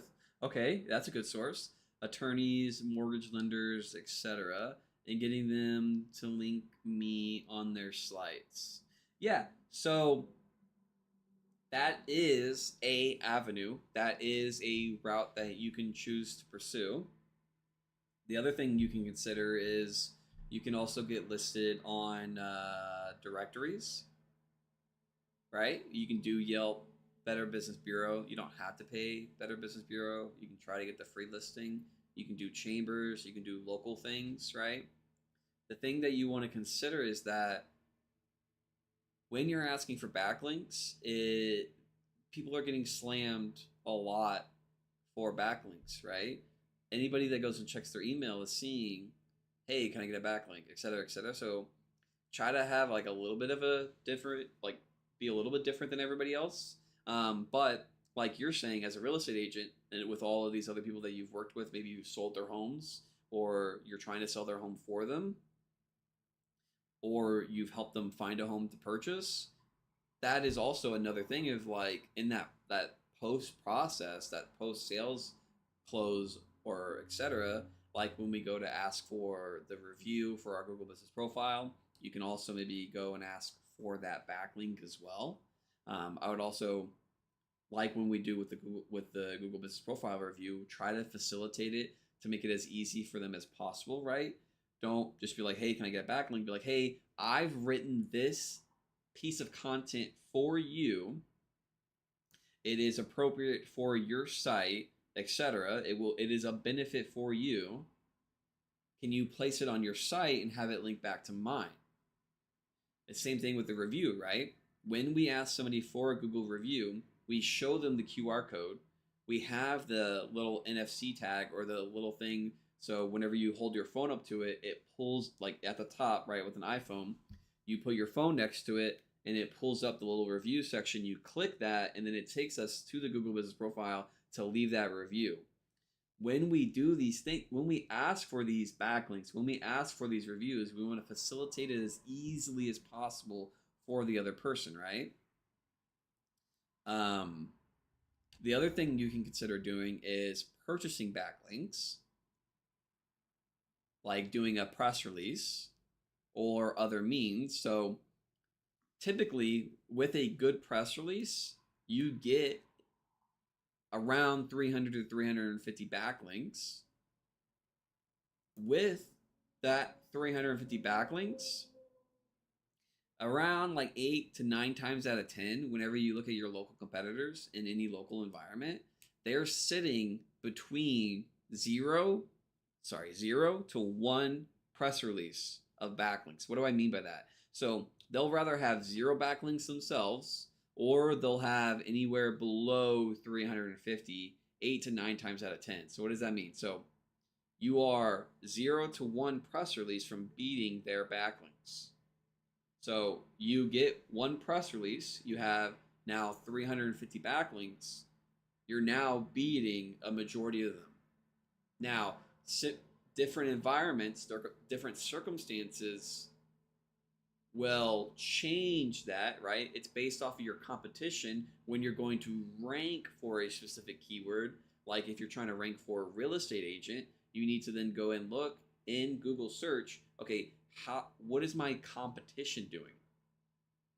Your competition is going to dictate if you rank for that, because if they're all beating you on backlinks, they're all beating you on SEO optimization, they've got entities, they got LSI words, they've got schema. They've got keyword variations. They have their heading tags optimized. They've got listicles, bolded terms, right? They themselves have backlinks. That is going to dictate what it takes for you to rank there as well for that keyword. Okay. So authentic backlinks meaning that and getting them to link to many sites. Often attorneys and mortgage lenders that work for larger companies don't have control of the content of the sites. Yes. Will this info be in the video? This is great information. So be in the video. So what's going to happen after I end this? I also still haven't done your audit, by the way. So after this ends, post process, it has to be edited and then clipped. I will have this as its own independent video that I'm going to upload to my YouTube. And then also, if I can find your reply to the previous post that I did on Monday, what I will do is I will quote that your post, right? If you've been following my profile, you've been seeing me do this, and I will quote your reply with the full video. Hopefully that makes sense. This is great information. Oftentimes, attorneys, mortgage lenders that work for larger companies don't have control of the content on their sites. Yeah, that sounds true.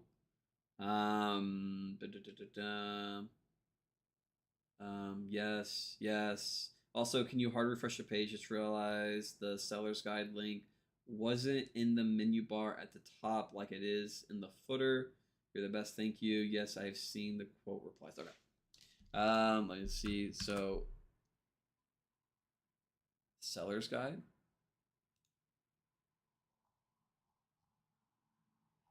Okay.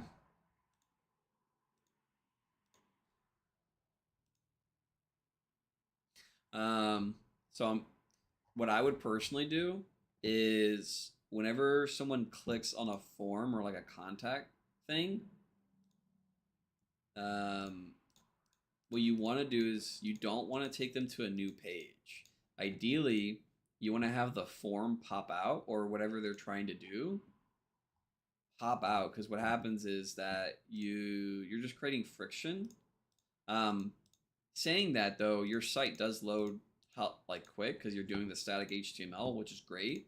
I wish everybody would do static HTML.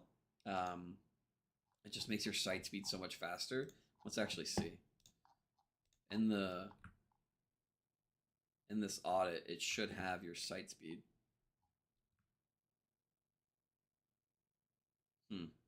I'll have to go figure out why it's saying that. But yeah, the static HTML is great. Let's go back here. So you got your license number on here, which is great. These are all great things to do. Google will come and crawl and see these. You've got your Realtor of the Year award on this. Since you're here, are they able to link back to your site? This award that you got, could we reach out to them and get a link from them? You've got 5-star Google reviews. Okay, does this link to your Google business profile? Okay, so there's something right there. So right here, Jeffrey, since you're here live, I don't know if you can see my mouse too well. Let me zoom in. 5-star Google reviews. When I click this, I'm taken to Google. Whoops, I didn't want to close that. Let me go. Let's go here. Let's zoom back out. Let's go to your Google business profile down here. Let's go to maps. Let's then, okay. Listing details. Will let me, how do I get to your reviews from here? Okay, so if I take this and I do this, okay, so this, there's the link that you want to use to link to your reviews. Or actually, it's not loading. Is it? My reviews can't link to Google Business Profile because I'm still verifying the address. Huh. Okay. Is this your description on the Google Business Profile? So right here, you want to boost this up to 750 characters. Talk about you, your service.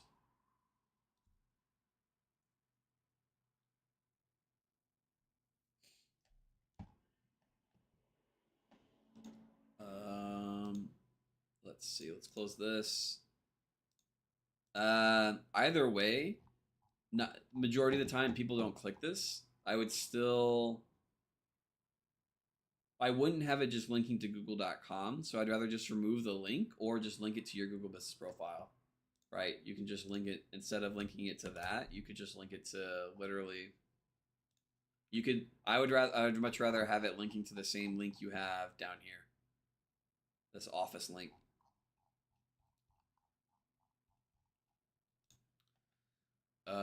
Okay. So that's that. We'll leave this open. We'll close this. We'll open all of your social profiles. Okay, you've got this one. You've got this one. I'll go ahead and send you a connection request. Why not? And then we've got this one, and we got this one. Okay, there's that. Let's go here. Let's start looking at some of these pages. Got this. Okay. Your affiliations. Are you able to get links from your affiliations? You got that. You got this. You got this. These are your areas. You got an areas hub. Okay. This all looks good. You've got this. You got a blog hub linking to all this blog content on this blog content by Jeffrey. So you have the author card, which is great. Let's see. Okay. The only thing is that I would get rid of the AI images. This is more of a personal preference. I don't think it would impact your SEO, but yeah. Okay, so you have 1 under listing. You have 3 recently sold. Yeah, so I would conversion rate. I would get these up higher. Like show proof as much as possible, right? Because nobody. Yeah, I would get these over here as well. This is more of like conversion. You know more than me actually, because you're a real estate agent. Just personally, I would just rather have this at the top. Like, hey, this is the homes. These are the price ranges. This is what I work with. Okay, so you've got the folder directory for real estate. You've got these individual. Request a visit. You got your license. This is great. You also have it in the footer. Yeah, you do have it in the footer. That's great. You don't have your, what is it? You don't have your Twitter linked in your footer. You want to make sure all social profiles that you have, you're linking to. You also have prominent. You have these. Is it my browser? Is that why I can't see these? I'm not gonna mess with this too much. I'm just gonna leave it. Down here at the bottom, these as well. If you have like a directory listing or a real estate listing, like these other real estate companies or organizations like realtor.com have a page about you, I would link back to these as well on here in the bottom.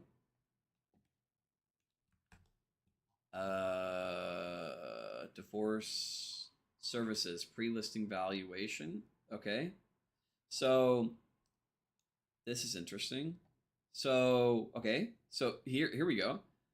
Something for you to consider is that you could have these, somebody may search for these specific services, these specific things you have right here, right? Someone might be like looking for pre-listing valuation or estate settlement. That is something that they may search in Google.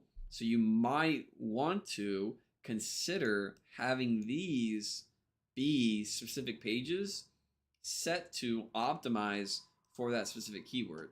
And then from your blog content is where you link back to them. Does that make sense? Those could be considered to be your money pages. I'm not sure about bank and lender work, and I'm not sure about divorce and matrimonial. But as for estate settlement, you know what? Let's just go ahead and do So this is me just like warming up to see everything. Let's do this. So we're also going to do a little bit of some keyword research while I'm here. Let's go to, I think it's Google Ads.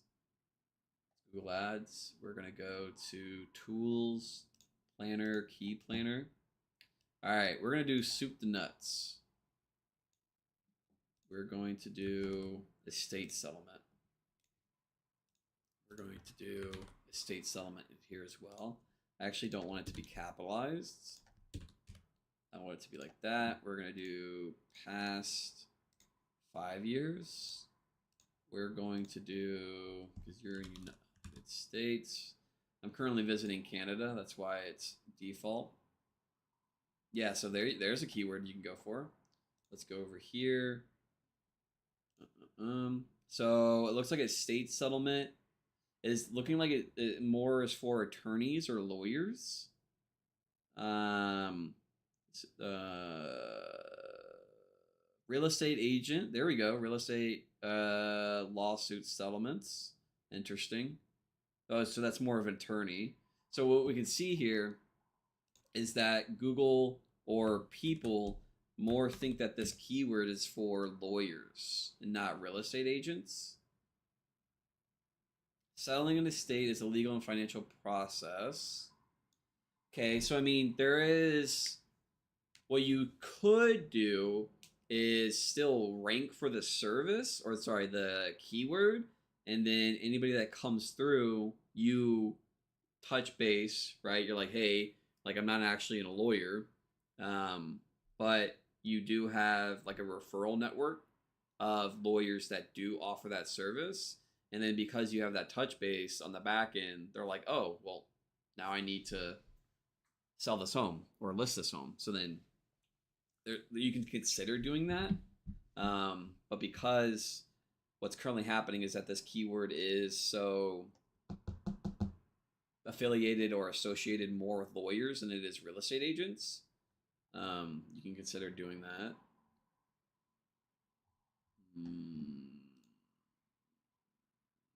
Okay, we're at 2 hours. All right. Let's see here. Okay, let's go into the audit. All right.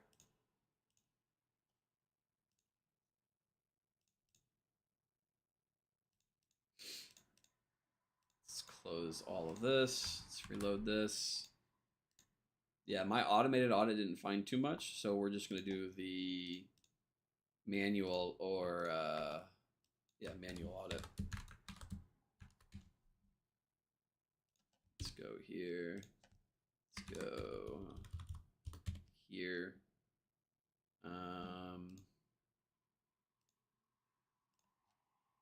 It doesn't look like you have any backlinks.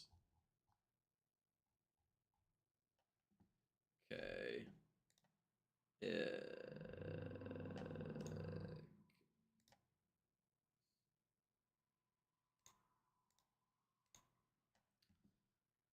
Okay. This is super annoying. What? Okay, there we go. So you currently don't have any backlinks.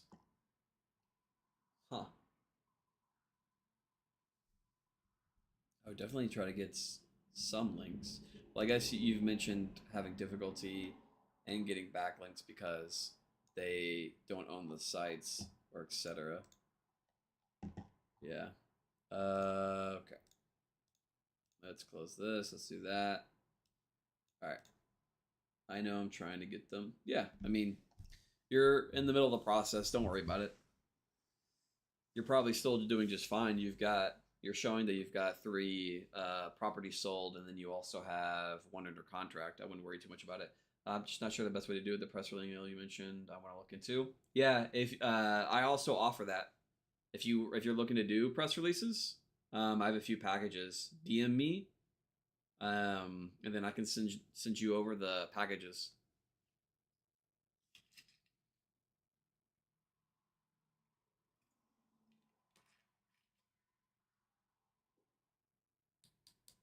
My service builds websites for agents. This site is the first. My service builds websites for agents. Oh, is this your site? Or is this one of your client sites?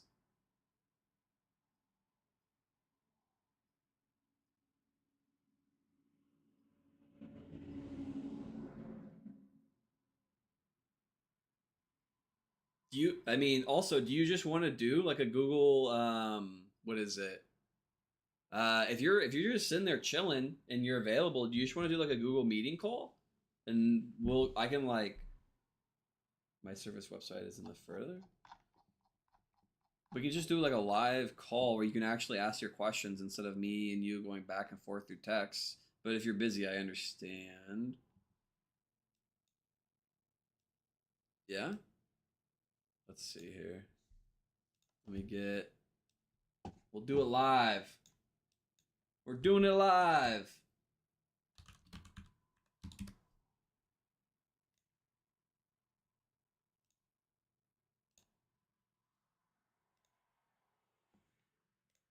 Let's see. Start an instant meeting. I'm going to mute myself and turn off my camera. Well, actually, what you're going to want to do is you're going to want to mute my stream or turn off my stream, or else you're going to hear me twice. Let's see if this works.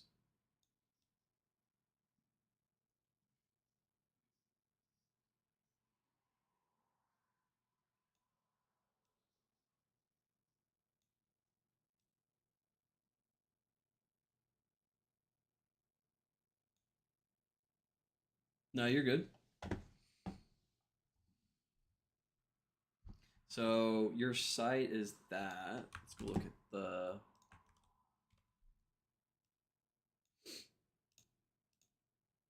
Be the agent. ChatGPT recommends. I think you've linked this to me.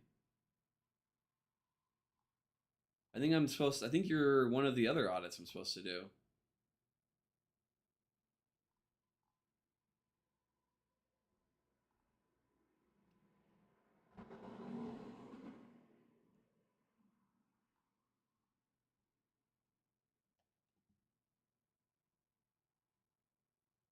Yeah.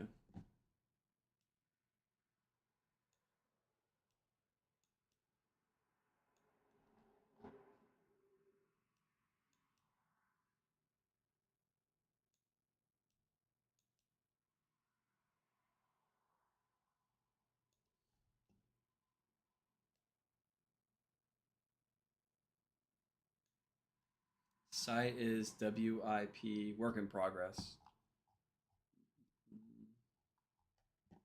Yeah, what's interesting is we'll do real estate, estate agent Miami. This was fascinating when I went and looked at this stuff. Does it still have? Is it this guy? I think it's this one. Cities, search listings. It's not this one.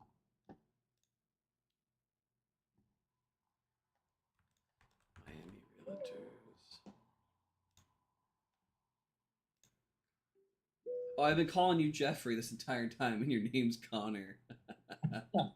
Yeah, I should have probably corrected that sooner. That's my bad. No, you're good. Hold on, I just want to make sure. Let me go. Let me go ask somebody just to make sure that you're picked up on the stream. Okay, let me mute my Twitter real quick. Hey Dan. Oh, actually, you can do it, can't you, Connor? You can check to see. Sorry. You can check to see if you're being picked up. I was gonna go ask somebody else to check.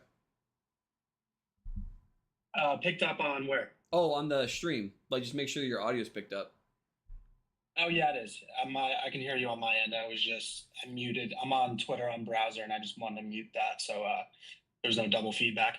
Oh yeah, I just want to make sure. But on the stream, can you hear yourself? That way, I want to make sure everyone else can hear you. Yeah, I can hear myself. Okay, cool. Yeah, so I didn't start this too long ago. I'm really just how big?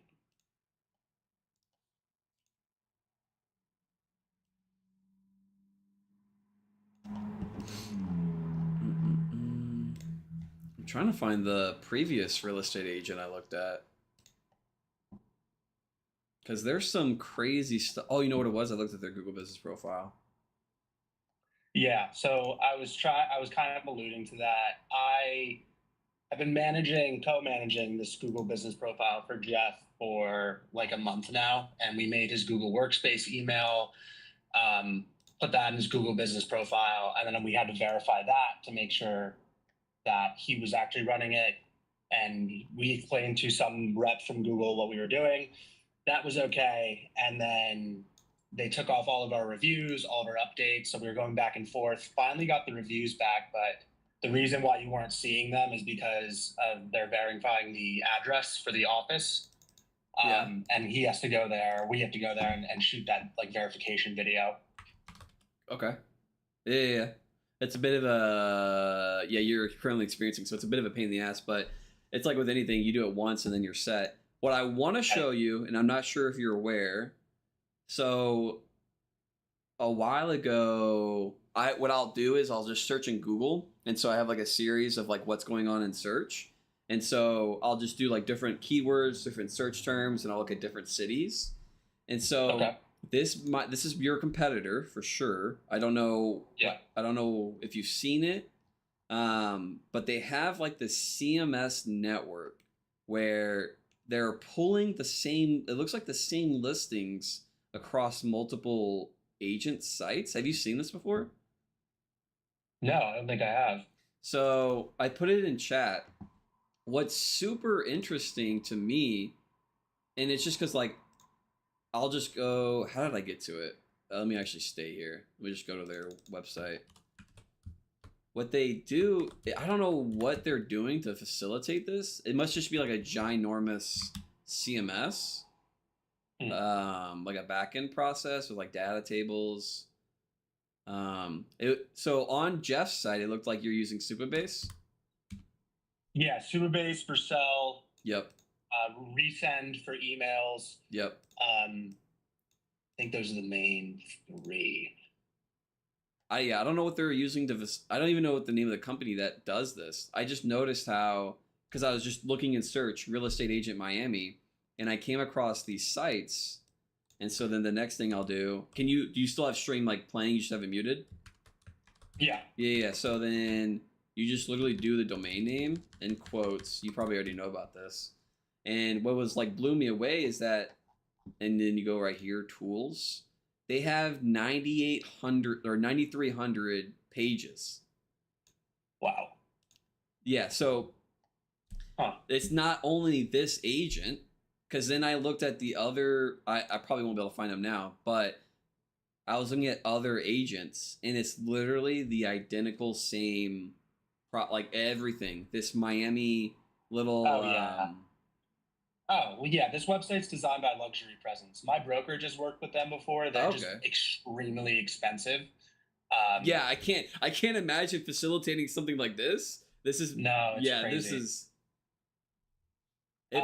We looked into connecting the MLS IDX feed. I think that's what those pages are probably from for those other listings. MLS. Do you mind explaining this to me? I'm So the MLS in at least for New Jersey is the multiple listing service. okay. So as a realtor, you essentially all of your listings in the state go to either every MLS or depending on what MLS you're a part of, New Jersey MLS. It could be Hudson County MLS, which is where I'm based and where Jeff is based, and the agents that I work with are based. And that's where it's basically the hub of listings that get fed to Zillow, Realtor.com, other sites that are like MLS accredited, essentially. Yeah. And in order to get the IDX feed from MLS onto an agent's website, it's a little bit of a lengthy process and it costs some money. Yeah. So we're avoiding that for now. And I'm putting listings up manually and then trying to link other listings in the area back to the brokerage website. Interesting. It's yeah, So Jeff, I just find I love business and I find also stuff like this so fascinating. It would like but that okay, so then what it sounds like to me, correct me if I'm wrong, you're trying to serve the I guess the middle of the market, not necessarily to where they can afford this, but like that kind of intermediate area. yeah, That's that so and also could taking advantage of the fact that Jeffrey is a dual credential agent. He's a broker as well as a certified appraiser. So that's going into a lot of that angle is going driving a lot of our blog content, a lot of our my keyword research, and trying to get him ranked higher on those like special keywords and those special terms like one of them that he's already ranking on, certified, or I think it's broker associate. That's also an appraiser or some combination of those terms, and attacking that, trying to get him as high on that, but also like trying to go more broad into both real estate focused terms and appraiser terms. If that makes sense. Yeah. So I wish I'd known all of this because the entire time I'm talking to you like you're a real estate agent and you're like, dude, I already know these things. I already know this. I already know this. But Well, some stuff I don't know for sure. I mean, I found you on actually a different um, Twitter account, and I realized I was like, well, that's kind of too personal. So I made this filters account to yeah, eventually grow and talk to you, or I guess just sort of get this live audit yeah, from you because I love your yeah, content and I'm really trying to get Jeffrey more exposure. yeah. The other thing you want to consider is that, and like I just have ideas just popping up now. So because when you facilitate this, because you'll have all of this keyword research data, and so when I say keyword research data, what I mean is that you will have actual field data for how people search. Do you have Google Right. Search Console set up? Yeah, that Bing Webmasters, data for SEO, I have their API. Yeah, so I just want to talk about Google Search Console. So for Google Okay. Search Console, what will happen is that you'll start to pick up, like you're saying, those keyword and keyword variations, right? And so Yep. then let's say you don't stop at Jeffrey. Let's say you have 5 agents under you. What you'll start to realize is that there's a trend. You'll have actual now Google Search Console isn't giving you all of the data, right? Your sample data, and a majority of the time, like 60% of the time, it's wrong. But what you can do is you can start to build Oh, confidence. You can start okay. because what you'll start to do is you'll start to see, okay, are what are people actually searching for that is informational, and then what is actual transactional. Okay, I see. Because you'll start to build this blog content. This is specific to you though, because you're not an agent, right? You're building the back end, the CMS, right? Yeah. So what you'll Yeah. start to do is you'll get proprietary data, right? In a sense to where you actually know what people are searching for. So when you go to work with a new agent, what you'll know to do is what you actually need to target. And then you'll start to build a roadmap of like, okay, so first let's get them ranking for this keyword, the top level keyword of real estate agent. Then now let's go horizontal. Let's go adjacent. What can we now start to? What was the thing you were saying? The unique keyword term. It Yeah. was let me find the exact. Does this make sense? Yeah, no, it does. It's kind of the strategy or sort of a explanation of the strategy I've been trying to not perfect but figure out. Yeah. And I find myself kind of going back and forth between the two real estate terms and appraiser terms Yeah. and the combo Oh, there you are. without really attacking one first or Yeah. like sticking with one and going horizontal, like you said, and then moving on. So it just kind of feels like I'm bouncing back and forth and not and only moving like marginally. Well, I mean, this is your first one, right? Yeah, I started this with him a Yeah. month ago. Yeah, I wouldn't worry about it. I just want to make sure when you say marginally, you're not like beating yourself up.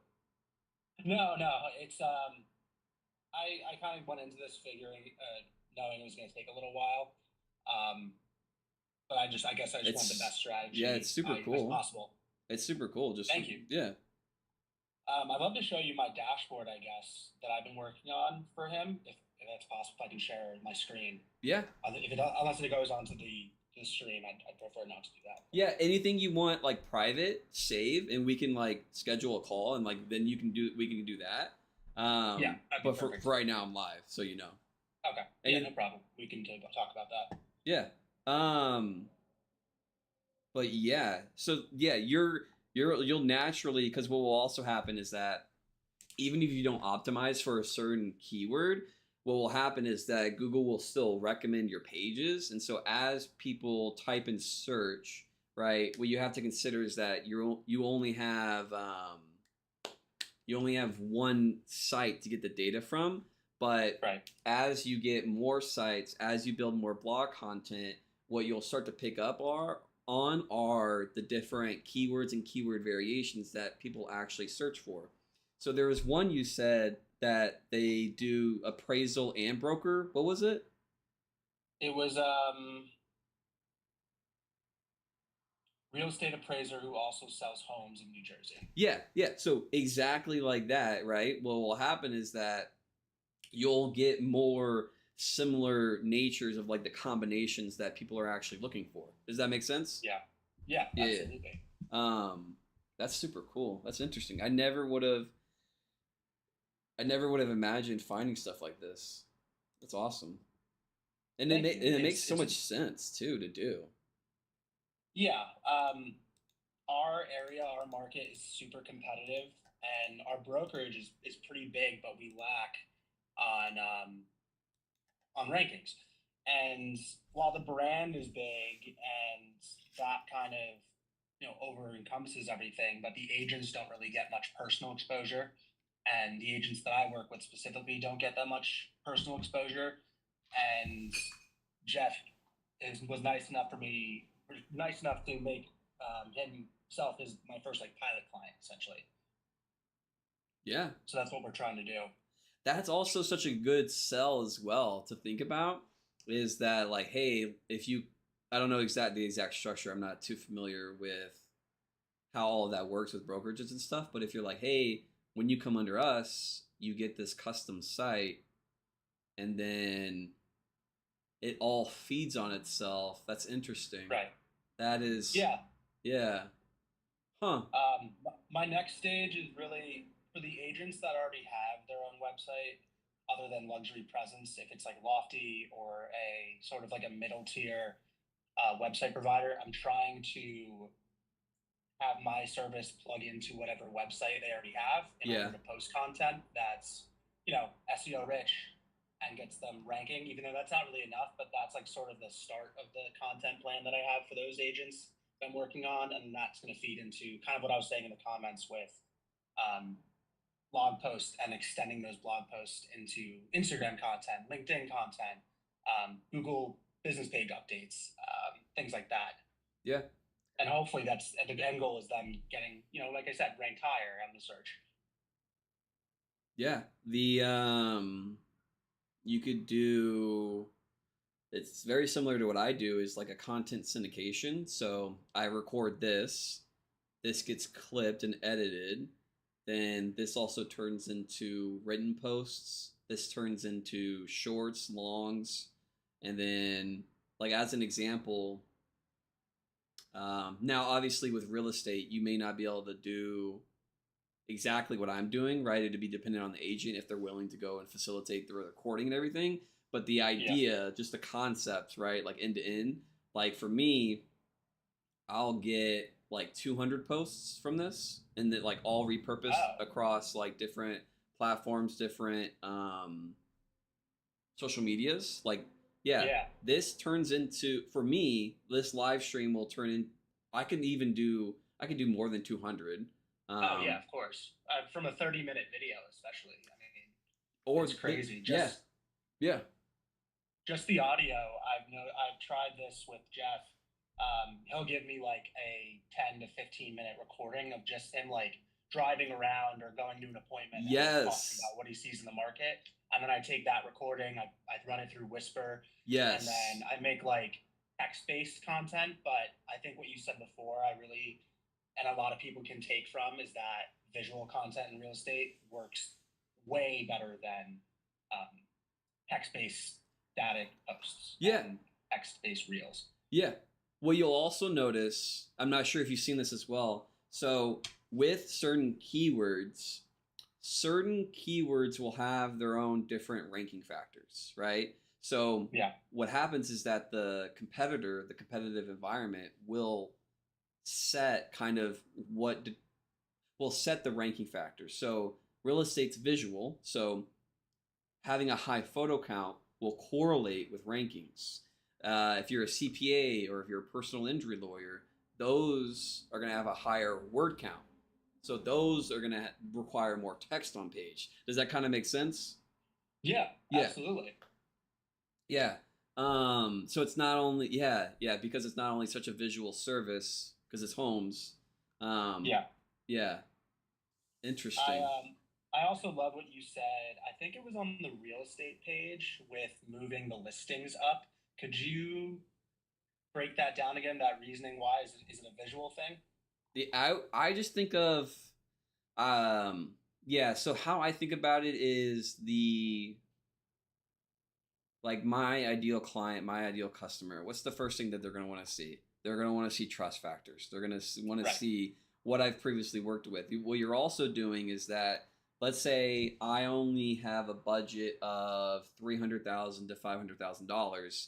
I instantly come to your site and I see, oh, okay, like you don't work with me, so you don't Right.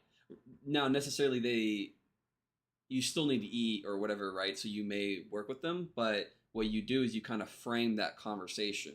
Or let's say I have 2 million, but I come to your site and I only see this, a 725,000. Like I'm gonna go, Yeah. okay, like this guy's not for me. Right. Okay. Um, I see what you're saying. that's just like that's just people and like, and I might be wrong. I've just so complete transparency, but this is how I think is that I would want these up in front because you want to show them what you currently have done and what you currently have like going on. Right. No, I agree. That's a valid point from like a client's perspective Yeah, or you're just potential framing. buyer or seller. Yeah. Yeah. Yeah, I actually moved those up while you were talking. Oh yeah. Let's So I see. was like, yeah, that's a great idea. Yeah. Because the other thing you want to do is you want to like so if you hit F12 on desktop, you can go like this, and then you go responsive, and then you go phone, and then I'll refresh as well. So the way you have this set up is you can see like your what's it called? There's a specific technical term for it. Your responsiveness, your uh Oh yeah, the tools and developer tools. oh, not this. It's more of like you No. can see it in the form format. You have your styling, Oh, like none of this is like bleeding off the edge. Everything is like centered well. Um right. I can't think of how to describe it, but this looks good. Like Yeah, for my site builder, since I've started this, I've been kind of like recording the work and the corrections, and every time I make an adjustment to the website, it always goes through like sort of a mobile check first, yeah, and I make sure like what responsive. you said, nothing's bleeding Yeah. off. Yeah, it's responsive. Yeah, there we go. It's like mobile. It's mobile first. Yeah, it looks great. Um, Thank you. I would get. I mean, if you like, I can be like super critiquing. I would give it like that padding at the bottom. Yeah, I would move this over. So you want to have like multiple columns because ideally you don't want to have them have to scroll a whole bunch. I agree. Yeah, it kind of looks a little clunky. Um, I mean, other than that, it looks yeah, it looks great. Do Uh, you have any suggestions for the blog content as far as the length goes? Is it too lengthy? Let me go look. I think it's you have it under journal instead of like actual blog, right? Okay. Yeah. The thing. So this is also a popular misconception. Nine. So I mean, it depends on, and this always goes back to the keyword. It always goes back to the goal. So when you're creating blog content, personally, I don't want clicks on my blog content. Because when people are clicking on blog content, they're mainly looking for information. Right. I want people that are trying to buy. Okay. Now I'm not touching the length of the blog content yet. I just want to like pre-frame that as like the main purpose of blog content is for Google to come by, Google to see the relevance, yeah, the authority, yeah, the geographic relevance, all of that. Totally. But for length, let's look, 3,000 words. I don't see an issue with it. Okay. So you're bolding terms. This is great. You're going through, you've got estate that's bolded. Yeah, you're doing the correct like factors. Are you linking to your money pages? No. So Okay. that was definitely a piece of advice that you shared that I'm going to implement as soon as I can review everything we've talked about. Yeah. Yeah. Because that was such an important thing that you mentioned. You were doing a review, I think, of Newberry Homes. It was a link or a website that you did an audit on, and it actually inspired me to make that move that request valuation to the top of the homepage because I had it like right under that hero image in the banner.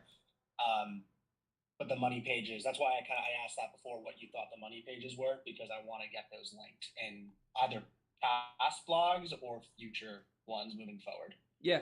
So what ideally you want to do is that you're going to get like 4 to 5 blogs linking to a specific money page. In the content, the anchor text that you use, and I'm also explaining it in this format so like other people understand. I know you may already know this.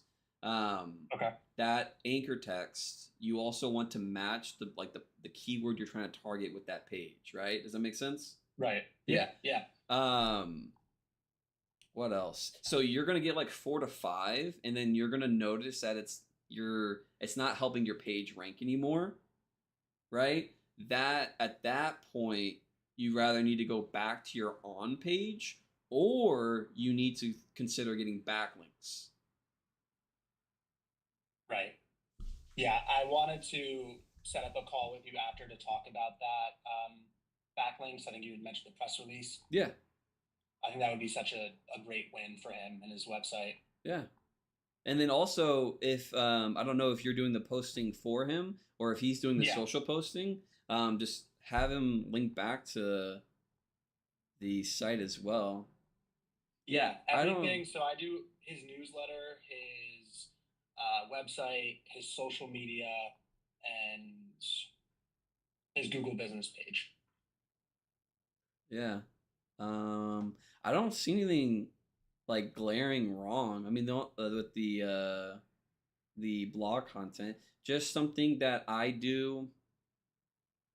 This is more of a personal preference. It's not going to hinder or really change anything. Is with FAQ, I like to put it in accordions. I'm sure you've also seen this because I say it ad nauseum. Yes. Yeah, it's just because we don't want a skyscraper article. We want it to be just like condensed, like almost hide the SEO. If that makes sense. Yeah, absolutely. Okay. I think it looks a little nicer too. Yeah. I didn't even consider that. Honestly, my goal is just to hide it. Yeah, definitely. Anything else? I don't think so. No, you've done an amazing job. Thank you for getting on a call with me on your live. I really appreciate it. Well, I mean, thank you. It helps me as well. Just like fully transparent. This is in my self-interest too. Yeah, and really, it's really helping me shape the service that I'm trying to launch with filters. It's been kind of all over the place, so this is really giving me a good guide moving forward. Yeah, I would look at the Miami's. You probably already well aware of what they're doing. You've already spoken so much about them. The MLS thing. I would see like how are they structuring their pages and sites, but again, you may already know everything. No, You could what else could you do? You could link Google Maps Like instead of having this image, Yeah, I wanted to do something with that because I tried not hard coding. I tried I forget what it was called, but I tried putting in the map, but it was like I had an issue. But if you could break that down, how would yeah. do that? So where I guess, Because this is ugly. I agree. It doesn't look good. well, And it's it's not not even. interactive. It's not yeah, it's not a styling thing. It's more just like an SEO thing. Because when you Right. tie Google Maps, it just helps like with geo relevance, etc. Right? You're just tying Right. this to this. What do you want to do? Do you want to do? Is there like a specific like monument, like museum? Is there? Yeah, there's definitely places in every so the coverage areas that Jeff has, there are definitely like I don't want to say like tourist attraction areas, but like well-known areas I could probably link onto a map onto certain blog posts. Is that what you're saying? Yeah, or like you can do like the New York State building. Like, does that make sense? Like giant monuments, or you can literally just do like we can literally just do Manhattan. Okay. Like, let's go. I should spell Manhattan right. Let's go and then go to maps, and you should be able to share and then embed map, and then boom. Yeah, that's what I was thinking. Embed. Okay. Yeah, and then you can rather just do that, or you can literally like I don't know. Let's go to this museum. And you can go to share, Oh, and then you can embed that. So like if you did this. a, sorry. No, go on. Sorry, this reminds me of a question I wanted to follow up with after you finish this. Yeah, so if you did a tourist attractions near me, if you did a things to do around me for geo relevance, right? Yeah. This you could also link on like that piece of blog content. Okay, I see what you're saying. That's a great idea. Um, you were talking about it in a different, this same video, I think.